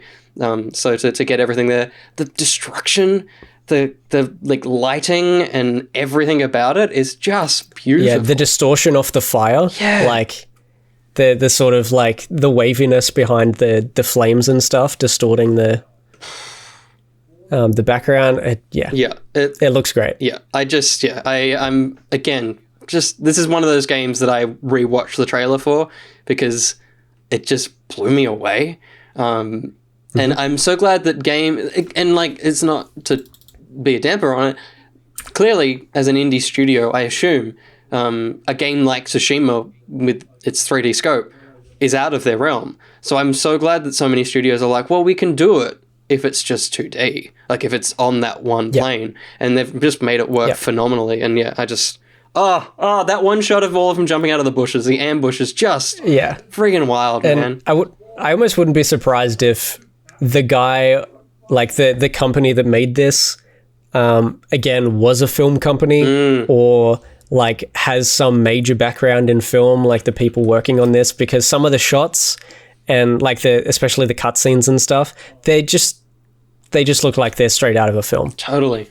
I'm checking out Flying Wild Hog. Cool. I'm not saying anything about film, but these guys definitely like their samurai stuff. God, June 12th as well. Wait, no, that's when this game trailer came out. So I saw a date. I was like, 2022. June 12th, 2 days ago. Oh my God, it's out. 2022. Exclusive for consoles, which is interesting. I would think this would go to PC, but all right. Yeah, right. Interesting. Very cool. Devolver, once again, coming up trumps. Very good, of course. I wonder if there's a Switch thing underneath. I wouldn't say this would run on a fucking Switch, man. Yeah, probably not. There's some games that The Witcher is on Switch. Ish. They just about run. What am I up to? 19? There's a few to skip for you now. 19, yeah. So this is another one which is just kind of a little bit funny. Yeah, it's a little bit funny. Good. I'm glad it's on your list. I did like your laugh about this. Yeah. So I don't know if this game already exists and then this is a new mode for it or something, but it's called Wave Break. And the new mode, the thing that got me is that it's called Wheezy mode. So this is a Weezer, the band, mode in this game where, I don't know, you seem to be in like weird, like small kind of jet ski speedboats and stuff, and you it's Tony Hawk, Yeah. but with speedboats I don't- and weird animals. I think he also has a gun, but it's Weezer. I don't know. Like, I don't understand why there's a Weezer crossover Yeah, it's very strange. in this. Yeah, because when I saw it, It's so when I saw it was cool. called, like, the trailer was Weezy mode, I was like, oh, wait, it's a game for Weezer. But it's like, no. Yeah. It's a specific mode and map. And Yeah. it's very strange. Yeah. Totally. And it's great. Yeah. So That's all I have to say. I think it says they're coming June. Oh. I think, or out. June 11th, really, 'cause so it's out. Out on Saturday, but it's on Steam. I think it was in early access since 2019, and it's just dropped on Steam Okay. and PC, PC and Switch the other day. So Right. if you want to play Weezer, by all means. I kind of do, but it also depends on the price because, It's true. like, it doesn't look that good, Mm. but it also just looks like a lot of dumb fun. Yeah, So maybe we'll see. it's another stream game for sure. Another game that I guess could be stream is from a franchise of films that I really, really want to watch and just never have. It's a game for the Evil Dead, and this just looked very, very polished in a way I was not anticipating for a game about Evil Dead. Like, all the character models and animations and lighting are stunning. Like, it's I haven't looked into it. I assume it's made by the same people that did the Friday the 13th game, because it definitely gives those vibes. This will be good for them, because I assume they own this IP and they're not going to have all those legal dramas that they did for the Friday the 13th game. Yep. This trailer was great, narrated by, don't remember his actual name, but the man that's the narrator for the Spider-Man games as well, and is in the Spider-Man movies. What's his fucking name? Which My God. William. Someone in the... guy that narrates the Spider-Man games? You know. Hey, welcome back, kid. If you don't remember, make sure you use the web slip. Like Bruce Campbell. the PlayStation 2 ones. Yeah. Bruce Campbell, that's the one. Right. So yeah, the guy that's got like cameos in those films as well, because this Evil Dead is made by Sam Raimi as well. So Yeah, right. so hearing him be the tutorial guy for this trailer definitely like kicked me straight in the nostalgia. Like hearing him That's be awesome. like, "Hey again," it's like, "Oh my God!" It's like I've been transported to 2000 and whatever. Yeah, again, heavy on the stream game. I feel like I'd play this once. It's again Left 4 Dead-ish, where it's like once you know how the game works, I don't think there's much more that can be learnt. You can get better at it, Yep. but it's cool. It's just very cinematic and glossy, and yeah, There's so much blood. so much blood. I feel like more blood than But the movies. I love the hair on the medieval guy. yeah, totally. The LARPing guy. His hair is so flowy and smooth. Yeah, that's shiny. It reminds me of Liam Abbott. Totally amazing reference. Yeah. Yeah, super cool. And the movie I've just recently watched was the one with Hemsworth, which was a horror film. Gives me lots of those vibes, but I assume that was riffing on Evil Dead as well. Yes. Yep. Yeah. I know the one. Cabin in the Woods. Cabin in the Woods, that's the one. Yeah. Lots of those vibes. But yeah, cool, glossy game that... See, this is on Switch, William. This made it to Switch. Jesus Christ. There it is. There's no way this game's going to run on the Switch. Maybe they know that the Switch Pro is a year away, and when this launches... It's coming, yeah. it'll be fine. Yeah, that's it. Good. And there's a old mate with a Nice. big old sword. What number am I at? 20. 20.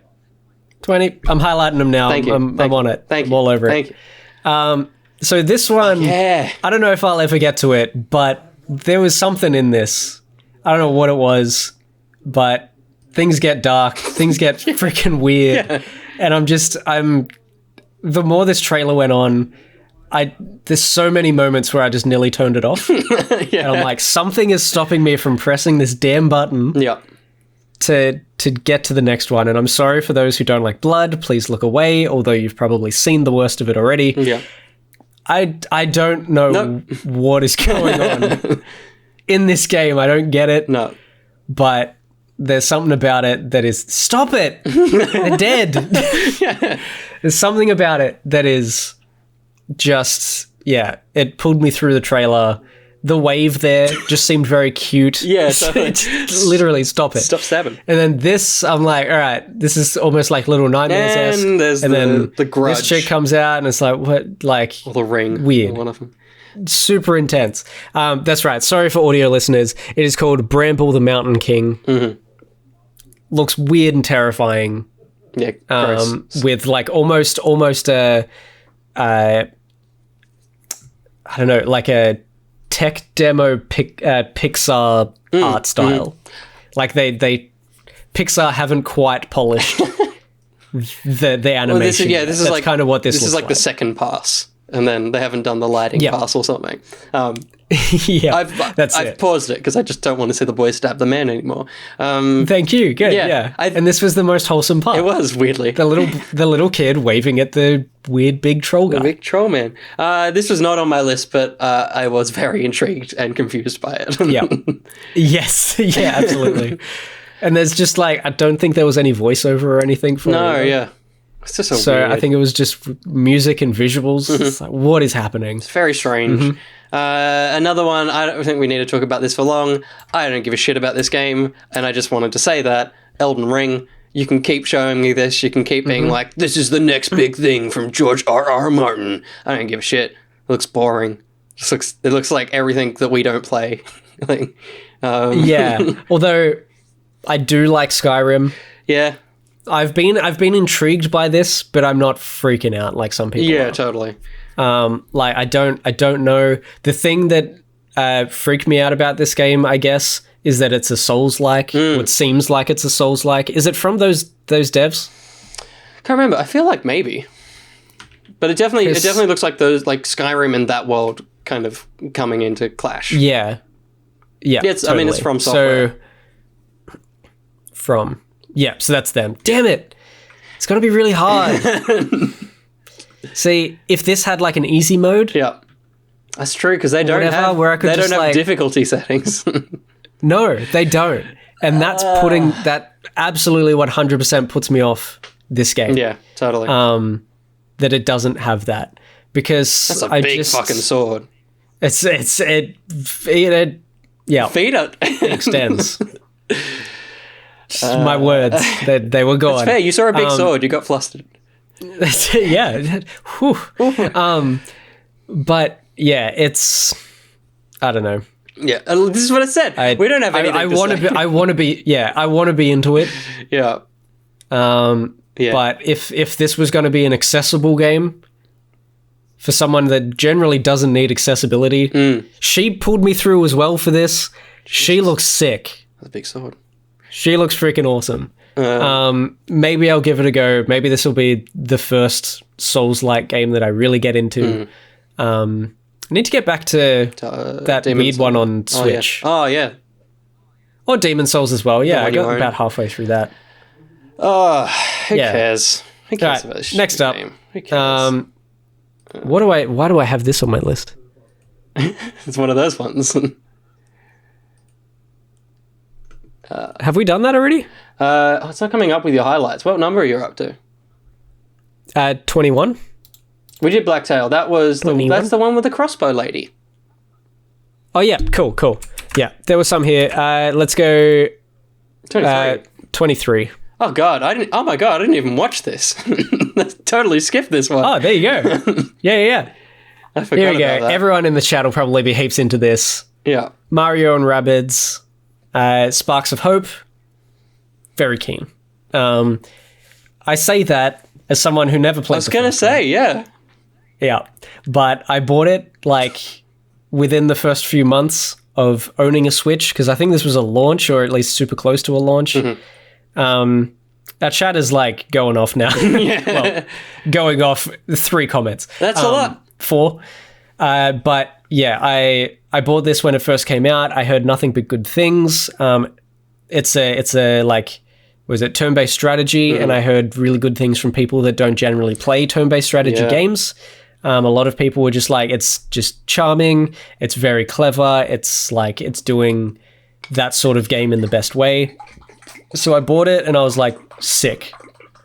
So good. Gonna get it. Gonna play it. Never did. Again, maybe this will be my time to jump in on a stream and get through this with help of some chat. Mm-hmm. Yeah, it'd be good. I got no thoughts. None of this. No None of thoughts? this speaks anything to me. I don't care. That's fair. I don't That's care fair. about Nintendo. But I did also hear some pretty funny stuff because there's a section, I think it's coming up, where there's like a lazy Rosalina kind of thing. Like they're like, come on, Rosalina, and she's like, ooh, and she's kind of yawning, and there you go. there she is. She's like this kind of emo, like, and there was there's an animator that I was told about today. I was talking to a guy at work about this, and he said there's an animator who does like a lot of kind of parodies and stuff like that. And like last year sometime, I think, or at some point, he did a Rosalina that was like that. Yeah, like right. an emo, super lazy, like kind of Rosalina personality like that. And everyone has to like push her to do things in his little animations that he does. And it looks almost identical. Like, honestly, it's very funny. So apparently he commented on it. It's one of the top comments on the thing that is like, I wonder where they got this idea from. They've probably been working on this for way longer than that. Yeah, but for sure. Yeah, it's just quite a funny little crossover. Awkward timing. That's it from that. That's it from that. Yeah. I got nothing. This one's going to be pretty quick. Fucking great, and I want it. I may buy this before I buy the actual console. This is coming to us from Xbox. They're doing the fridge. They're doing a little bar fridge for us. I missed this. There you go. Yeah. They're actually doing it. A little bar fridge for your cans, a mini fridge. Yeah, like that's so good. A part of me wants it, but the other part's like, maybe just buy the Xbox. You don't have the Xbox yet. Yeah. Yes, this is really happening. Yeah. That's so good. Like, it looks like potentially this one does light up on the top. Like, because it seemingly has green neon on the inside. So maybe but I mean, that's not how fridges work well. That's great. Aptermus, EB, our resident EB expert, waiting to see if we stock it. I want it. Xbox Velocity cooling architecture gets me every time. Yeah. That is very cool. I did not know that this was happening. This is great. I'm intrigued by the price. Yeah, totally. And this will be the Xbox that people will actually be able to buy. Totally. Because I assume this doesn't have the sort of technology that is running out right now. Holiday. They're ready for Christmas. There you go. Holiday, that's the best. Cheeky devils. Yes. That's going to sell like amazing cold cakes. Let's good. Yeah. Let's stick on let's go to 26. Let's stick on the Xbox train. Yeah, good. And the holiday 2021 train as well. That's right, folks. As long as it actually happens, it's coming this year. It's Halo Infinite. Apparently it's coming this year. And it looks pretty damn good. Does look good. They fixed it. The lighting looks great. It does. It doesn't look flat. They've done a hell of a job on this. I think it looks really cool. The little bits of story that they showed in this as well looks super interesting. I feel like maybe I should play Halo 5 because I got it but never played it, just to find out more. Because of the story. But Josh, did you hear the multiplayer? It's free. Oh my gosh! But is it free through Games Pass? Or is it just free? So I don't think it would be actually free. Maybe it is. Dolphin Pants knows everything when it comes to free. they did say multiplayer was free. I remember hearing that. But what does that mean? Yeah. Because all games are free if you subscribe to Game Pass. Yeah. Like, are they saying can you just it's a Game download Pass it? Day One game? Yeah, but the multiplayer itself. But yeah, maybe it's even if you don't have Games Pass, you can just download the multiplayer section. Yeah, I guess so. If you've got it on PC as well, if you don't have PC Games Pass, you can play it on there. Maybe it's like Fortnite, basically. JB, EB, Big W, Amazon, none have Halo for pre-order. Yeah. It would be like Warzone, as I understand. Yeah, cool. Yeah. Free to play. There you go. And yeah, interesting. But it'll be like Warzone. So multiplayer, but infinite. Like, there's a storyline in this, right? There is. Like, the actual game component will be Game Pass or buy it, but the multiplayer component. So, yeah, I guess that's where I'm intrigued. Aptermus said that none of those places have Halo for pre-order. So, like, Halo in general? Well, just the game. The game isn't available just to pre-order multiplayer? at the moment. Like, you can't. Okay. Like, the game hasn't gone up for pre-order. Pay for the story, basically. Yeah, cool. Okay. Yeah, sweet. So, yeah, this is apparently holiday 2021. So, just in time to put it in the fridge. Good. Stock it. There you go. Wait for the person that fucking does that. They'll buy the fridge. They'll buy like 80 copies of the game and stack them in each shelf and be like, my Xbox has Halo on it. Like, all right, aren't you funny? So dumb, so bad. I'll say the cinematic stuff looks great. I thought the multiplayer still looked a bit average, which maybe that's so that it can run online in some capacity. But I was also thinking about it, like, legitimately, this was my thought process. Halo's apart from the visor, a very matte game, so none of the textures look good. Everything's very, matte. Nothing's shiny in Halo. Yeah, I think that's why when the first trailer came out, I was like, looks like Halo. Yeah, yeah, totally. Everyone was like, this looks terrible. And I'm like, nah, it looks about the same. It's about the same because it's always matte and nothing's shiny. Yeah. This does look a lot better. This looks great. When I went back after sort of looking at other games that have, like awesome lighting and stuff like that, it's like ray tracing and stuff. The original trailer was very clearly a little bit out, flat and boring, but yeah, it's never shiny. No. So yeah, it's just his visor. Yeah, just his visor. So gold. Cortana's looking very a female in existence, which is nice to see. Yes, this is. I believe this isn't a Cortana. This isn't the Cortana, but a different thing. Yeah, right. According to the storyline, because it's like someone took Cortana to destroy her. This version's orders were that she was to self-destruct when the other Cortana was killed. So therefore, the other Cortana still exists because she still exists. So therefore, they're like, where is Cortana? I have to get Cortana. Which is like every storyline for the last 3 or 4 games. Yeah. I will say, I don't think I've ever heard... I'm pretty sure like Cortana was meant to die in 3, so you were supposed to save her like that. Yeah. I don't think I've ever heard the Chief talk. I think his voice is shit. It's so like it's so like early 2000s video game character, and it just isn't. It sounds like a man that isn't alive anymore. Yeah, totally. Well, yeah, like we've never seen his face, so maybe he's not. Yes, true. That's true. Maybe he's a robot. A robot. Yeah, I would love one day for them to actually just pull off the helmet and he just looks like a dude. Well, or they pull it off, not like that, and it's Mando. Yeah, good. It's Pedro Pascal. Pedro Pascal, hell yeah. Well, it's weird it didn't pop up in the thing, but screenshots from the Halo series have leaked, and I didn't send them to you because really I thought they might be in the showcase. So I was like, it'd be cooler for Josh to see it. But yeah, there's screenshots from the Paramount Plus series, and it looks fine. It doesn't look great, but it looks very okay. Very matte. So I'll send those to you, but I was surprised that didn't turn up in this. I guess. Yeah, totally. There might be a Paramount Plus briefing happening soon. Yeah, especially with like how much they showed of the Borderlands movie. The movie, yeah. And how much they went on about that in one of their segments. Just FYI, everyone, Gearbox, it's not in our list. I don't think there's anything from Gearbox in our list, but... Nope. Something like the Halo series that died and came back and has just been in work forever. Bethesda finally kind of, if you squint really hard, showed something of Starfield.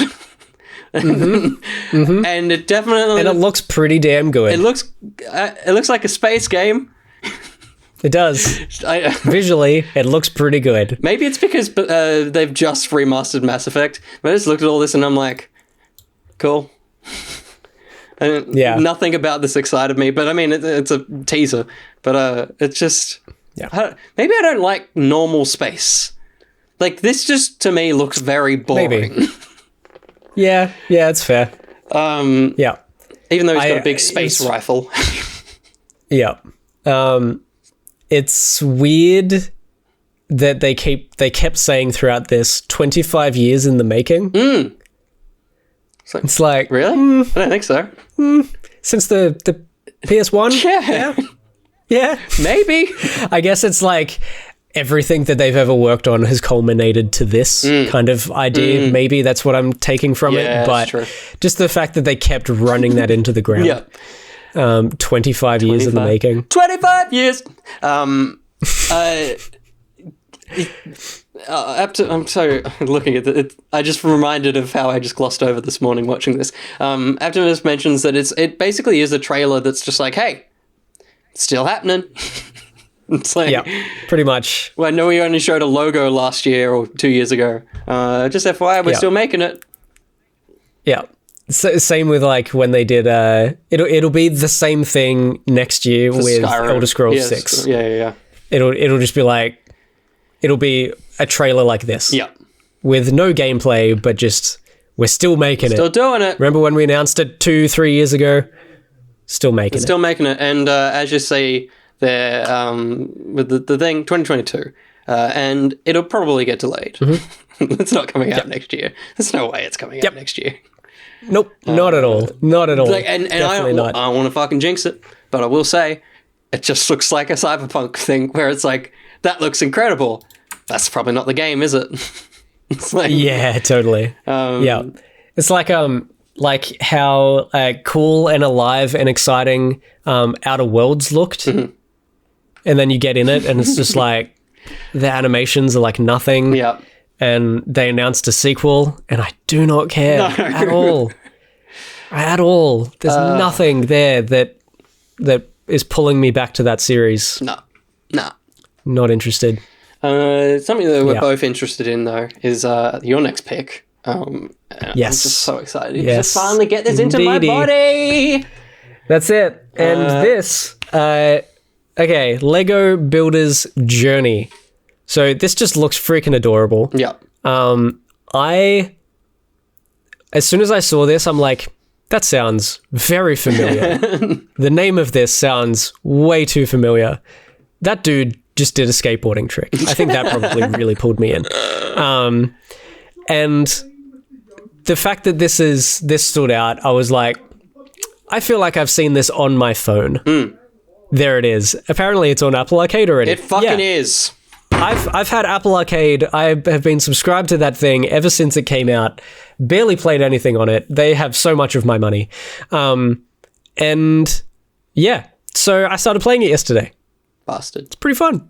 After I saw this, it's very cute. It definitely doesn't or won't look as good as these all do, especially on PC as Will is going to play it with your RTX mode on for such a tiny little game. But Moment of silence. Dingo in the chat. yeah, all 100%. the little fogs and lighting and stuff will look amazing. A What was moment that? of silence for Josh's memory, money. I thought he said memory. Memory would have been the correct thing to memory. say. Money doesn't mean anything. That too. He already had it. It was Apple Arcade. It's free. What are you talking about? That's right.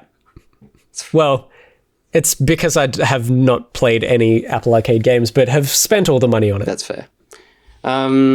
Yeah, Brad played this for Spawn Point, Bad money. 2 years ago, and I was very jealous. Never played it, and I'm just very excited that I can finally freaking play it. Yeah, it's very, very cute. And from what I can tell from the first like level or so that I did, it didn't seem to be like a challenge. Like all of those seem to be leading to a destination. But the first level, you just like building a bunch of sandcastles. Yep. And I think you can just build them however you really want. Yeah, cool. Like there's kind of choices where you can be like, I'm going to put like triangle pieces here. I don't have to, but I am because cool. it can. it's, you know, like more symmetrical if I do it like this and Yeah, stuff. So you cool. can kind of design it out a little more. There's things that you do have to do. But yeah, there seems to be a bit of design in there too. So That's so good. Hell yeah. So excited. Something that I was very surprised I'm excited for.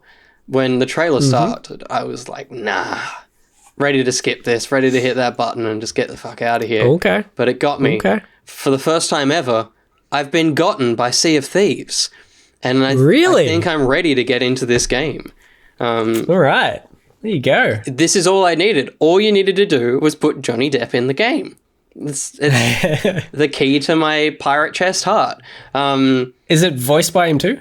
No, I think it's the guy that did him for Kingdom Hearts. Okay, cool. But the voiceover is incredible, and like Sounds great. The movements, the animation of all of his mannerisms is like perfection. Even like the way this trailer is built to get to this is so good. Yeah. Because even though I didn't know this was about to happen, I was hooked by a Sea of Thieves trailer, and I've never been hooked by a Sea of Thieves trailer.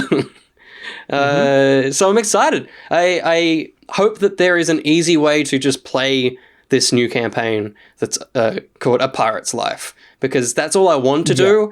I don't want a cool ship. I want to play the Pirates of the Caribbean game because it's a match made. Because it already is a Pirates of the Caribbean game. They've already got incredible systems that I've heard for a pirate game. So then just like go, we got a Pirates of the Caribbean story in here. Cool.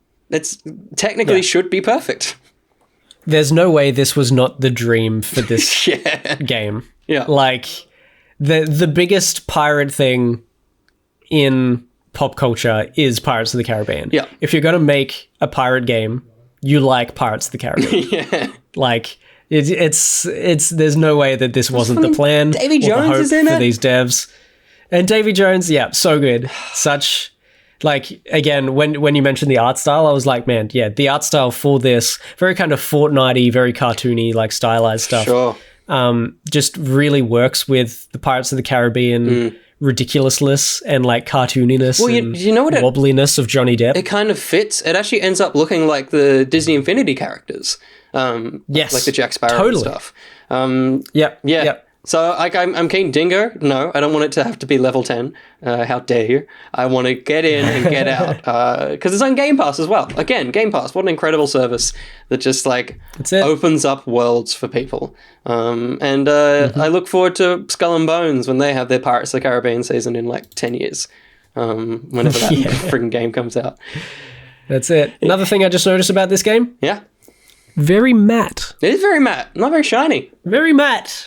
Very matte. Just the eyeballs. him. Just those pupils. Yeah. It's just the visor. Yeah, it's just It's always where the eyes are.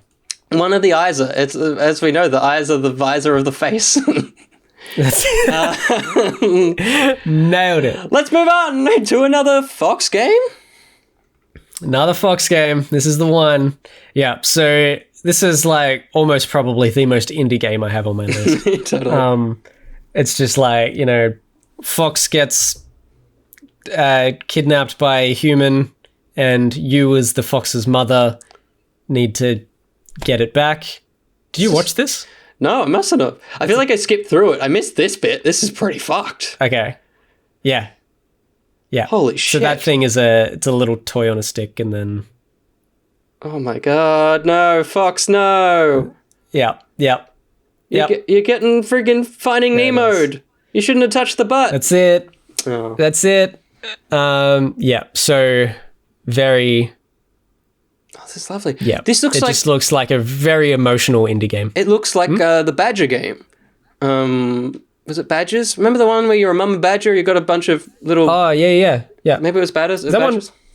Yeah. I was going to say Paperbark, but I don't think it's Paperbark. No, that's a That's wombat. something else. Yes, that's right. Shelter. That's the one Violet went. Shelter. Thank you, Violet Wind. So this just looks really beautiful. There looks like there's some survival mechanics as well because you have to keep your foxes alive. So you also have to scrummage for food and feed them. So there's some cool little things in this. Visually, it just looks like really beautiful art style. Just low poly, super indie. Yeah. It's a Josh it's my game. type of game. Yeah, no, it's As lovely. if this wasn't going to be on the list. Absolutely. But Year of the Fox, as we said earlier. Yeah. And then that sort of stuff, like new skill learned. Can climb trees now because you just helped the little fox climb a tree, and it was very lovely. cute. And you nudged Very him up, and it's gonna make me cry, William. There's going to be a moon and a lighthouse, and the foxes are going to be near the lighthouse, and they're going to cry. Oh my gosh, it's gonna gonna kill me, bro. They're going to go to the fox.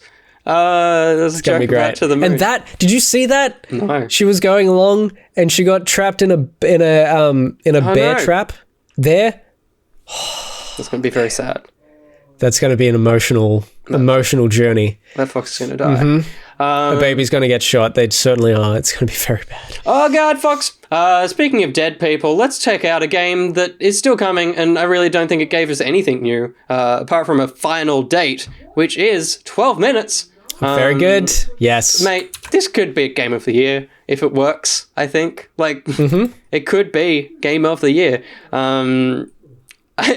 The whole point of this is to give us a date. I can't remember what date it was. So let's just keep watching this 37-second trailer just to see. Keep going through. It's 12 minutes there you go. for audio listeners. August. I did say 12 minutes at the start. 19th of August. Hell yeah.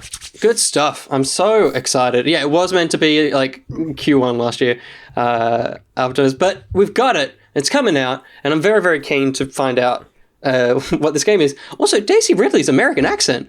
I almost forgot it was Daisy Ridley. Totally. Yeah, I was like, is that Daisy Ridley? I was You waiting sure? for like a recast. It's like, we actually got Amy Adams or something. Yeah. Yeah, really cool. But yeah, looks great. Cool idea. Yeah. We all know. Again, we have no more info, as you said. Yeah. Oh god, I'm so excited for that looks game. cool. I'm so excited for that Looks game. cool. Very keen. 27? 27. 27 for Josh. This one was also on my list. This one's another one. Yeah? Yeah. Cool. Another weird one. Very dark. But it is called Replaced. Yeah. All in capitals, according to the YouTube It's true. video title. And yeah, it seems to be like a little bit like zombie post-apocalyptic kind of idea. Like a pixel art kind of thing. Bit like kind of 2D but 3D Yeah. idea. It looks terrifying and cool and adorable.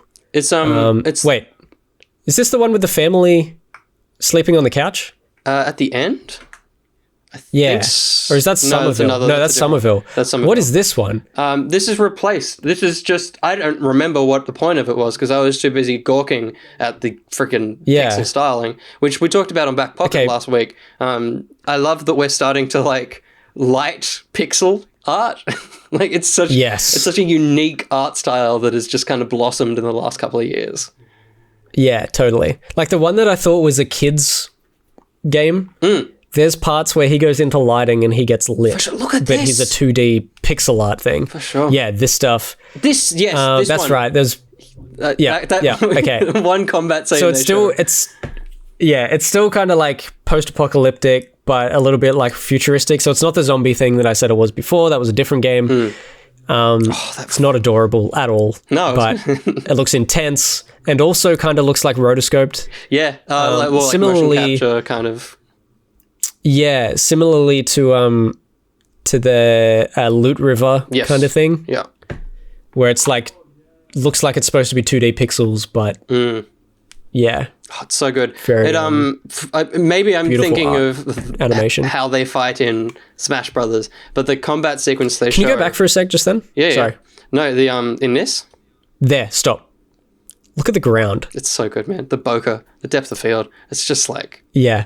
it's You know, next you know what this is? You know what that is? Because that and then the next one at the building when he's climbing up the side of the building. And like some of this looks like it's pixel art and some doesn't. Last Night. Remember that Oh, freaking God, game? yeah, Last That Night. will never come out God, did that ever? because of Yeah. No.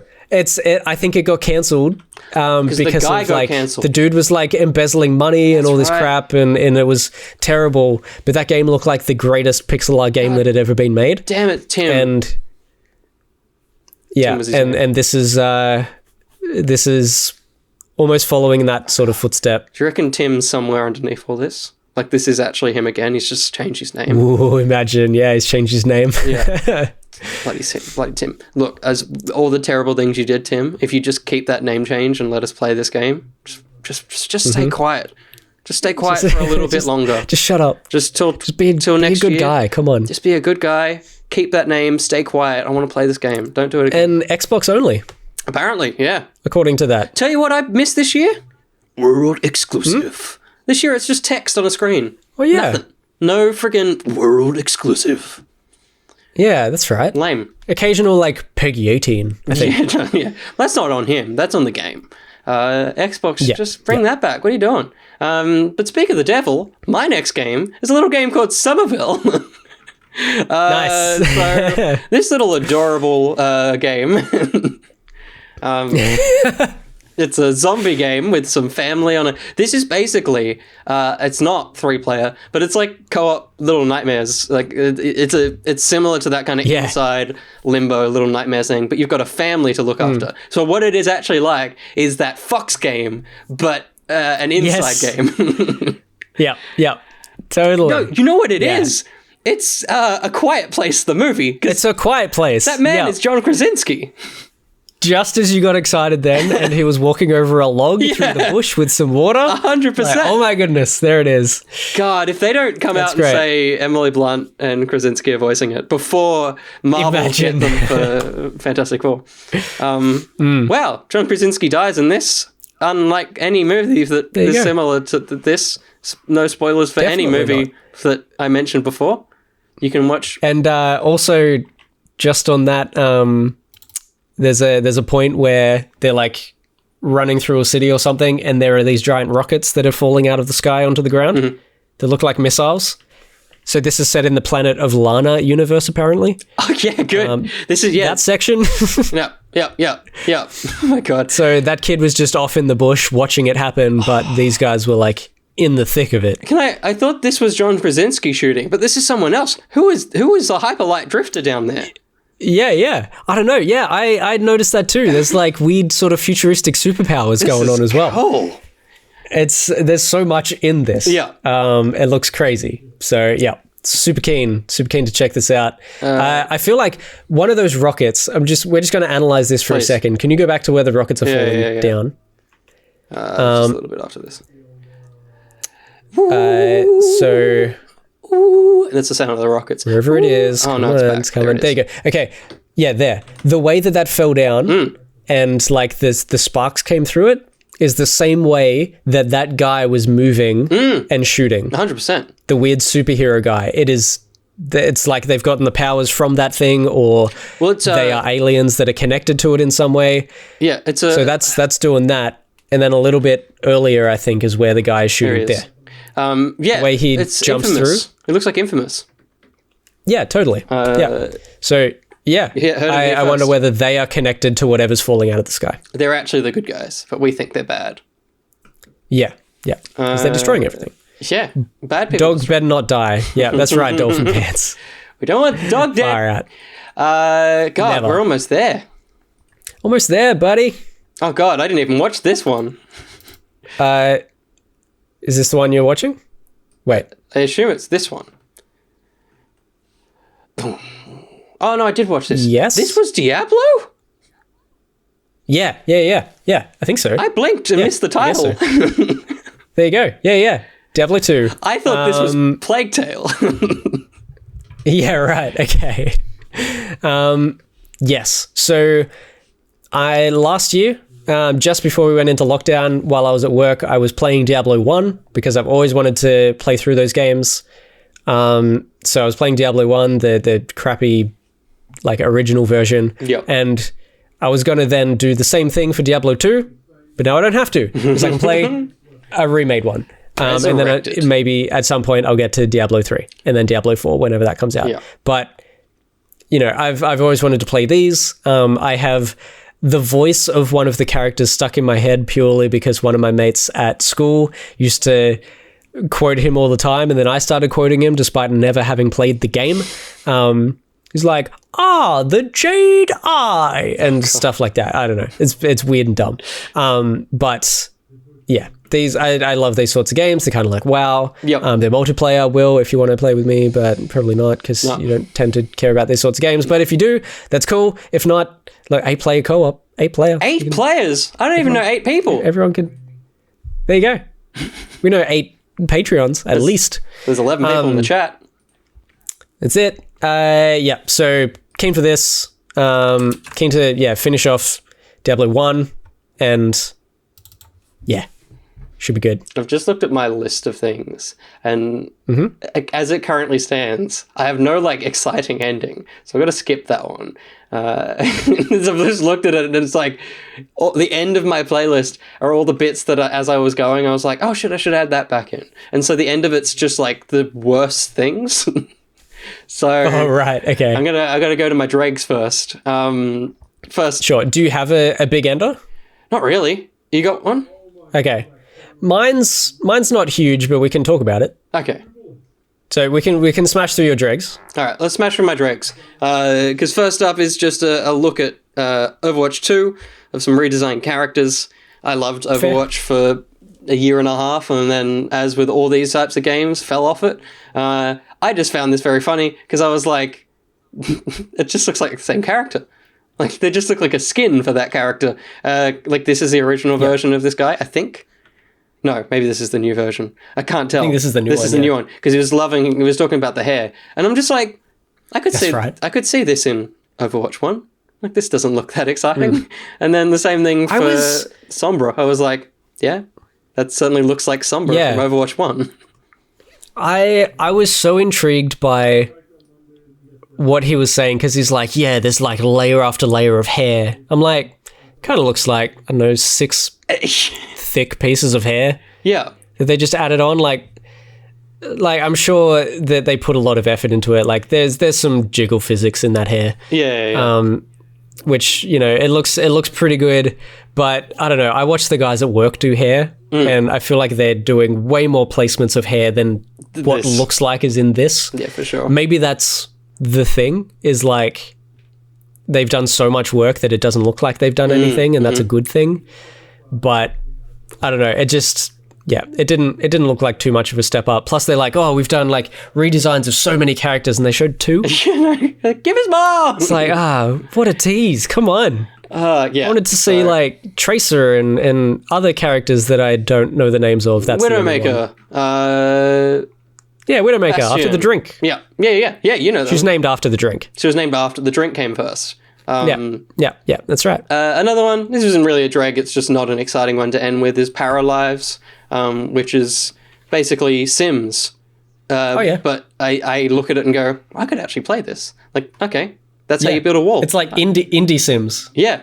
Like, and it seems like an indie dev or something. Totally. It's definitely an indie dev, but just like the placement of stuff, how that's working, I don't think Sims could ever fucking do. Like, the way you build things in Sims never makes sense, whereas this is just so intuitive. Like, yeah, of course, click and drag. Oh, load an image from my desktop? Probably. That's sick.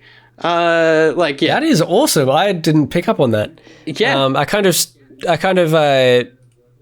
skipped over this because I knew that I would never play a game like this. For sure. But, I was watching this and I'm like, Sims doesn't do this. Like, just simple, like, resizing a table. And this makes sense. So that it fits better. Like, it just looks so pleasing. The UI in this is so well designed. Watch him pull apart this lounge. I want a long sofa. So we remove those bits. Oh my gosh, what? Look at this. Oh my god. I mean, that is I wouldn't have changed sick. That. But that's okay. Each pillow? Yeah. Oh my god. Oh, this is... Yeah. You maniac. Why are you doing so many different coloured lounges? Yeah, that's what the fuck? Maybe it's just to show. It's just to show it off. I love that. They make like the same little table underneath. That's such a cool design. Oh my god. It's very like this room is very Brady Bunch. Yeah, for sure. It's so good. It's definitely a One Division set. Totally. I just love this. Look at him stack those plates, and you can do them a little off kilter, so that it looks like real plates. It's so nice. Like, yeah, it's the customizability of this. I got that word eventually. It's just so cool. Like, it's next level. It seems like an indie kind of thing as well. Like, more indie than freaking Sims, being EA with all the money. Yeah. Can't even like resize a table and make it modular. Or put plates in a shelf.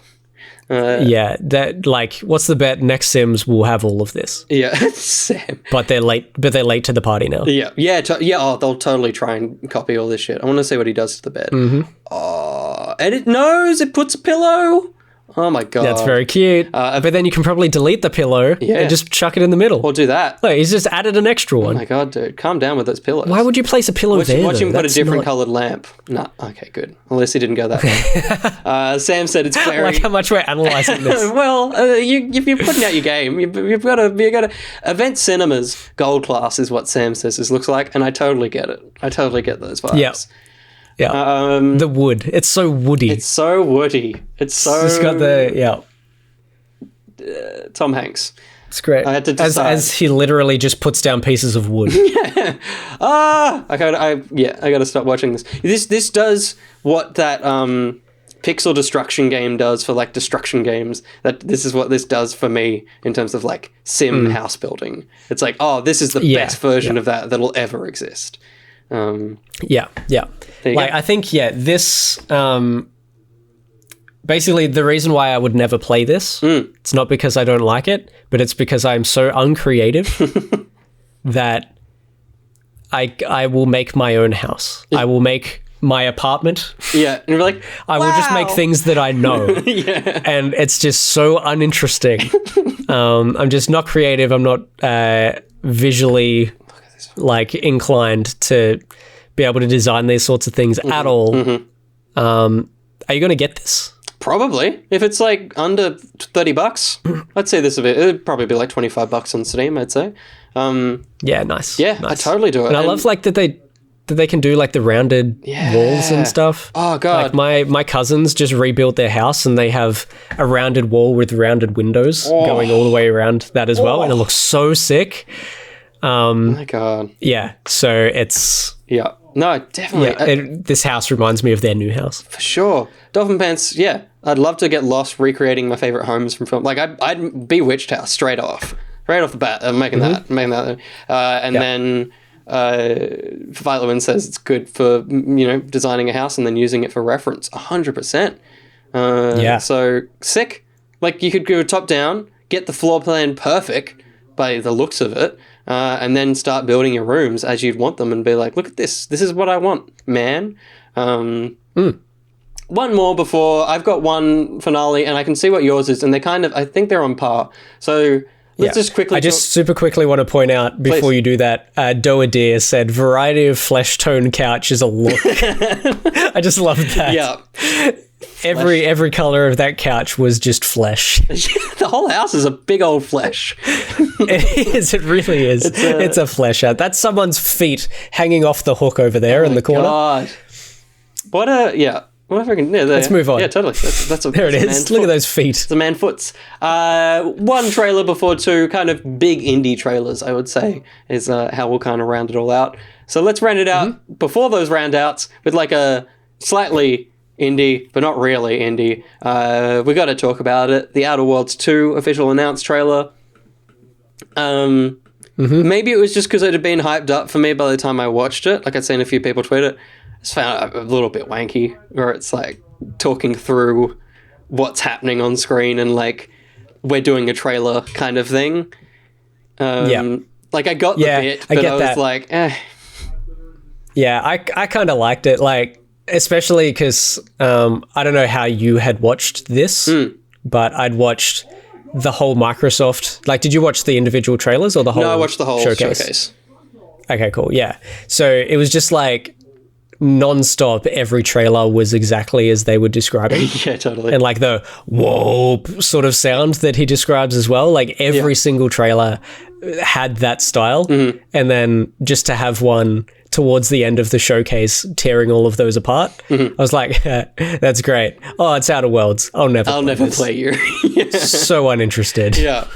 It's a thing where I find it funny, but I'm also like, you're doing that exact thing and nothing more. Yeah. Like if it did this and then it was like gameplay and it's like, oh cool, I can see your game. But because it is exactly what they describe and nothing more, I was like, okay, cool. Like you Yeah, just yeah. did a bit, and there was nothing else. Yeah, like they say, we have nothing else but the title. Yeah. It's like that's literally what they've just That's done. all that. And so for me, I'm like, well, just don't tell me you're making the game if you haven't got it. I don't Yeah. care. I don't. Yeah. Just show me gameplay. I don't give a shit. It's the same. I think it's the same. And I know it's what E3's here for, but it's probably why I feel the same way with Starfield, where I'm just like, that's not the game. What am I looking at? Yeah. What are you showing me? Yeah, totally. Like, there's not even like a cinematic or anything because they literally basically say throughout all of that, like, forget this. This isn't in This the game. isn't it. That monster will never be there. It's like, okay. Yeah, like it should have gotten to this point, and they're like, but most companies only have a title, and it's like The Outer Worlds 2, and then they leave it for a bit, and then they could have just had comedic time and been like, but not us, and then just into some gameplay. Brief montage. That would have been cool. It would have turned it around. Yeah. But Nah. Lame. I liked the jokes, but Yeah. you know, It's a good bit. got to this point, I'm like, nah. Nah. So I just realized a game that we probably should round it out, which isn't on either of our lists, but is a good ending one. So we can enjoy these and have a good ending discussion. Sweet. So your next one and your final one, I want to say, Yes. is this so. game, which was also on my list. Cool. Good. Because my note is play with Will. Yeah, 100%. Because it's a co-op game. Yeah. So this game is called Contraband. It is from Avalanche Studios. I was very excited when I saw this good name. because I now know someone who works there. It's true. She used to work at Big Ant. Then she went to Samurai Punk. Her name is Elise. And now she works for Avalanche. I was talking to her last night because I sent her the Weezer Wave Rider game thing because I know she likes Weezer. And she was like, well, it's crazy. And I was talking to her about all this. And she said, I haven't stayed up for any yet, but I'm going to stay up for the Microsoft thing at 2 or 3 a.m. And I was like, I wonder why. And it's probably because she's been Working part of on this. Even though she's only been there for a very, very short period of time. And also it doesn't look like they have all that much to show yet. So Yes. Looks cool, though. yeah, but it looks cool. Yeah. It looks like a heist game. Yeah, totally. I will admit, I kind of was zoning in and out when I saw bits. When I saw this, I thought it might have been a teaser for the Indiana Jones game, like because it's kind of a bit like, stuff. And I was like, an Indiana Jones open world co-op game? What are you doing, Bethesda? Yeah, because it was also in the Xbox briefing, so I was like, oh, yeah. So this it looks great. Visually looks great. It's from Avalanche, who do like Rage, Mad Max, Just Cause. Being from the devs of Just Cause especially, and Rage. This game's going to be nuts. It's going to be ridiculous and wild and weird and fun. Because Avalanche just do great games like that. Yeah. So very keen. super keen to check this out and to see more. Probably not till 2022. For sure. I assume, but looks no. great, and the girl that I know is very excited about this. So Sick. super keen. Contraband.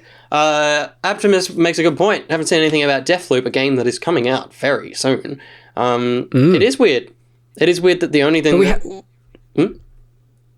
I was just going to say we've seen heaps of it. I guess they keep releasing trailers up until now. It's funny that it's not here because what I would say on that is a game that neither of us put on our list, Far Cry 6, is all over this, and that's coming out like next month. So it is weird that Deathloop is nowhere to be. But at the same time, we didn't get a state of play, which it's a PlayStation launch exclusive. So maybe I was about to say that as well because PlayStation. They'll probably want to do that. Don't have a thing. But have we had actual gameplay? Technically, no. So it's very strange. It's very strange. My fun little indie game before the big finale, which neither of us care about, is Atomic Heart. This is a game that has existed for a very long time. It's I think it's a Russian dev team. It's just very shiny. It's very weird. Didn't see this. Yeah, right. It's just got a bit of that Fallout. Yeah, as Optimus says, Russian Fallout. It looks very strange, very glossy, very next gen. It feels Is like there time control. Possibly. It's got a bit of like Dishonored and stuff going on as well. Because he seems to be slowing down a lot of time. Wow, there's there's so much floppiness in this. Yeah.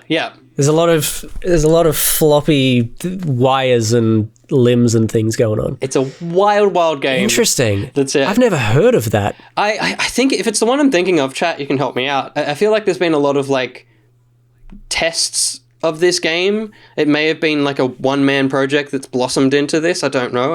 I might be confusing it with something else.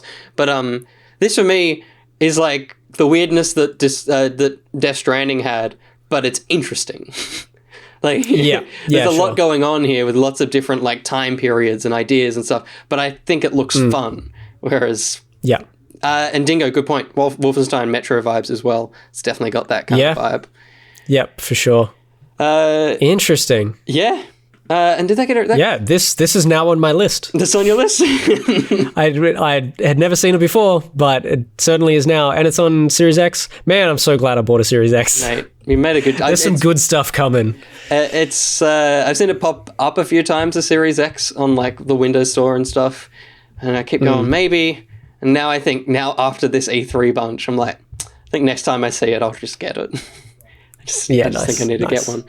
Yep. But the final game, which is another like IP-based game that's been heavily rumored, now arrived, sadly not a Star Wars one, is Avatar, which neither of us talked about because I don't think either of us cared that much about Avatar as a franchise or as a film. Oh yeah, right. Not Aang. I was like, what is this? the blue people.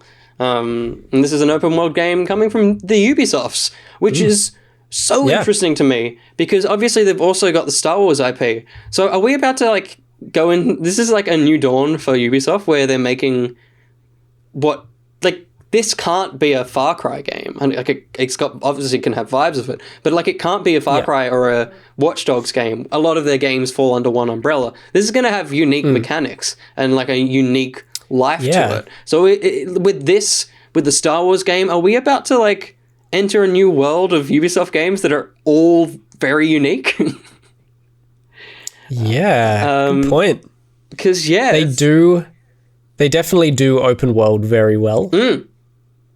Yeah. And they're generally pretty solid games overall as well. Yeah, totally. For the most part. So oh shit. Yeah. And 100% Sam in the chat. Point. I kind of put this in there because I was like, Sam hasn't seen this yet, and Sam should see this. Oh, I didn't know that he was a Avatar fan. Oh, well, Sam likes all the movies I hate. That's basically how it works. That's our relationship. Sure. Sam goes like deep in on a film, and then I'm like, I don't like it. And then we just have to stop talking about that movie or TV show or whatever. Yeah, like this. You can't put your fist inside a plant in Far Cry. So, you know, there's like... That's the quote of the podcast. Oh, man. And Dingo, this was previously announced, but I don't think we'd seen any gameplay of it. And I mean, I don't think we're looking at gameplay right now. This is probably like one of those sneaky... playing on a PS5, but actually this is all kind of a dev PS5 that has graphical capabilities that are beyond anything that we own, and also this is actually all pre-scripted content. And it's certainly, pre-rendered. Yeah, for sure. But cool. Like, if all these systems that we're seeing at play all come together, it's exciting. Maybe not for this game. I don't think I will play this because I just don't care about Avatar. But it's exciting for whatever the Star Wars game is. And hopefully that Star Wars game is a Mandalorian game. Because, like, what I'm saying here, if that quality is a Mando game... Yeah, totally. I've never seen Avatar, so... There you go. I've seen half of it. I walked out of it. I hated it. Yeah, right. Okay, this was one of those movies. I've never walked out of a film before, but I walked out of Avatar because I was just like, I can't take this. Yeah, cool. Dolphin Pan said, I don't think the humans were needed in this game. I tend to agree, but I don't know what the enemy would be. I guess if Avatar have other enemies, Optimus. what would you do? Total, this as you see in the trailer, when they popped up, I was a bit groany. Because they're so like in love with their world. It's not like you can fight the beasts or the nature. Yeah. Like they seem very like the indigenous people of Australia are very in touch with nature and very respectful of it. So they're not just going to go around and kill things just because. So I guess you need an enemy. Yeah. And you and I don't know any more about the Avatar universe to know what sort of other enemy Avatar would have. Totally. I don't think anyone does, because is the first film the only thing we have? The only thing we have so far. There's supposed to be three other movies. There's no other lore anywhere else, is there? Like, if you go to the Disney parks, you can read at the parks because they got an Avatar land. Right. Although maybe it's gone. I think they might have replaced that with Star Wars. But I mean, damn. What a shame. And Optimus says, file this under, why do we need this? Who actually cares? Crap movie. And then Dingo follows up with the wrong opinion, which is how I felt about the Guardians game. You're wrong, Dingo, but you know that. You don't come here to be told you're right. Oh, man. Hits hard. Yeah. Argon, Guardians game looks so sick. Aptermas saying Square Enix is becoming the EA for Star Wars. Oh, but in regards to their Marvel. Yeah, right. Guardians game does not look poopy. Come on. Listen, here's my thought. Nah. And I'm going back to main cam because I'm tired of seeing these stupid blue people. Fair. You would not think that way if the Avengers game hadn't come out. My computer just lags, so I'm gonna say it all again because my game. You would not feel that way if the Avengers game hadn't come out. The only reason that you feel like the Guardians game is bad is that you're looking at that and seeing a fiber of the DNA of the Avengers game. This game is not anything like the Avengers. It's from a different team, under the same publishing house, of course, but it's not the same game. And I'm so annoyed. Thankfully, Greg Miller, who people disagree with his opinion on the Avengers game, so, it's probably not going to help, that he was like, hell yeah, this game's amazing. And that's all that really matters. Because everyone listens to Greg Miller, except for his thoughts on Avengers. So maybe no one will listen to him. That's right. I don't know. And yes, Argon... And whatever that was as well, that looked great too. Like, the what did we just watch? Avatar? Avatar, thank you. I kept just thinking Avengers then. Yeah. Like, it's not bloody Avengers. The Avatar, that looked great. Whatever that is, whatever that ends up being... Like, again, it's all pre-scripted. We have no gameplay. But whatever that is, still looked pretty damn good. So I'm happy for the people that are happy that that game exists. Totally. But Guardians is going to be amazing. better. And as I think Argon mentioned in the chat as well, Star Wars in that engine that is being used for Avatar, like, that looks better than any other Ubisoft game.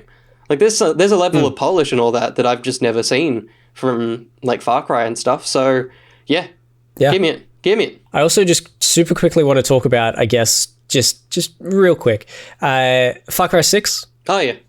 I'll get it. Keen for that. Looks great. There's so much stuff there.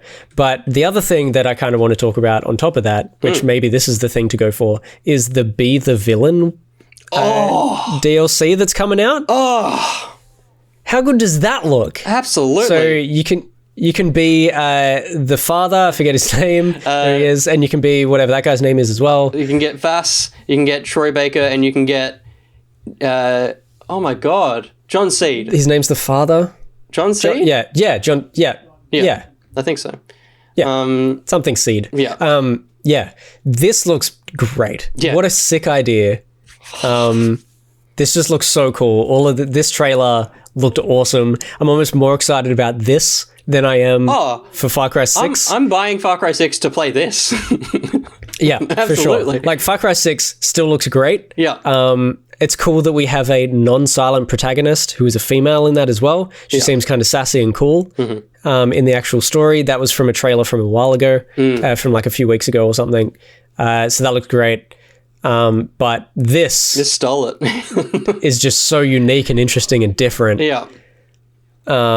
Yeah, so damn keen for this. Hopefully hopefully there's an interesting story to tell. It's not just like, hey, remember this from the other game? Now you're seeing it, and like, it looks insane from the trailer, but hopefully it doesn't lean especially at the end here when the protagonist of 3 says the famous line to Vass. So it's like the reverse moment. Hopefully it's not a lot of that, and hopefully it's more of the weird, like, crazy stuff. The other thing this trailer obviously gives as well, Far Cry 3 Black Dragon. which I loved when I played it. So keen for that. Keen to have that available, I guess. Maybe they're remastering Yeah. I 3 and 4 were the ones I never actually played, and Blood Dragon. I think I've got them, so maybe I'll go back and play those, especially in time for this, so that I can get to know the villains of that. Yeah, 'Cause I played like Far Cry 5 and New Dawn and stuff, so I know that guy. Yeah. But yeah, I've loved those games as I've played them, except for Far Cry 1. That game sucked and was not a Far Cry game. Yeah. But it sucked for now. Yeah. It was probably great at the time. It looked great visually for what I imagine would have been at the time, because it's very tropical and pretty and colorful. But yes, This looks great.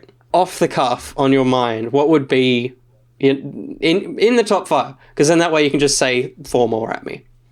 yeah. All right. Solar Ash, Yep. Ollie Ollie World. Oh, yeah. So the first 3 of mine that we showed. Yeah. I think I would say Scars Above, which is that Returnal, Control, Metroid, Tomb Raider-y space one. I just thought that just surprised me in a way that a game, that type of game and a game hasn't before. And then White Shadows, which was the black and white limbo inside nice. kind of game. Kena Bridge of Spirits Oh, yeah. Gotcha. is definitely up there. There you go. Top 6. There's your top 6. Top Edo 6. There you go, everybody. Because all of ours are the same. What is Game of Show? Guardians. I'd probably say. I think Easy. it's Easy. It's just Guardians. I'm surprised as well. I knew we would enjoy it. Like, there was no choice in us enjoying that game. Yeah. But Absolutely. I was just shocked by how good it was. So that was really nice. Yeah. And I think the right place to end this is EmiCat. Truly my biggest takeaway from this entire event so far is that I'm so excited to spend hundreds of hours playing Paralives and nothing else. Lol. That is the only game I would expect Emmy to play. Absolutely. Something like that. It's perfect. I think that's all the gaming that we need to talk about. If you weren't already, like everyone in the chat, you can go to twitch.tv/etonline to watch us live. Usually Mondays, usually Wednesdays, some other days as well.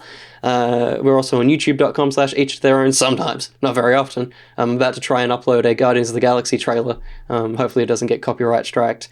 And where can they go if they want to give us money? Nice. Well, if you want to give us money, like most of the people in the chat, you can go over to patreon.com/each their own. That'll get you into our little Discord group. They're great. Everyone in there is amazing. You can send us stuff in the middle of a stream and we will react to it, apparently. Thank you, Dolphin Pants. But yeah, come check it out. It's only, what, $2? Yeah, $3 minimum? $3 minimum? Australian. $3 Australian minimum. And yeah, come hang out. It's great. And thank you for supporting us. Thank you to everyone who is supporting us. Thank you. It means the world. I don't know why you're still doing it, because you too really does. Can be called out on stream for being incredibly wrong, Dingo.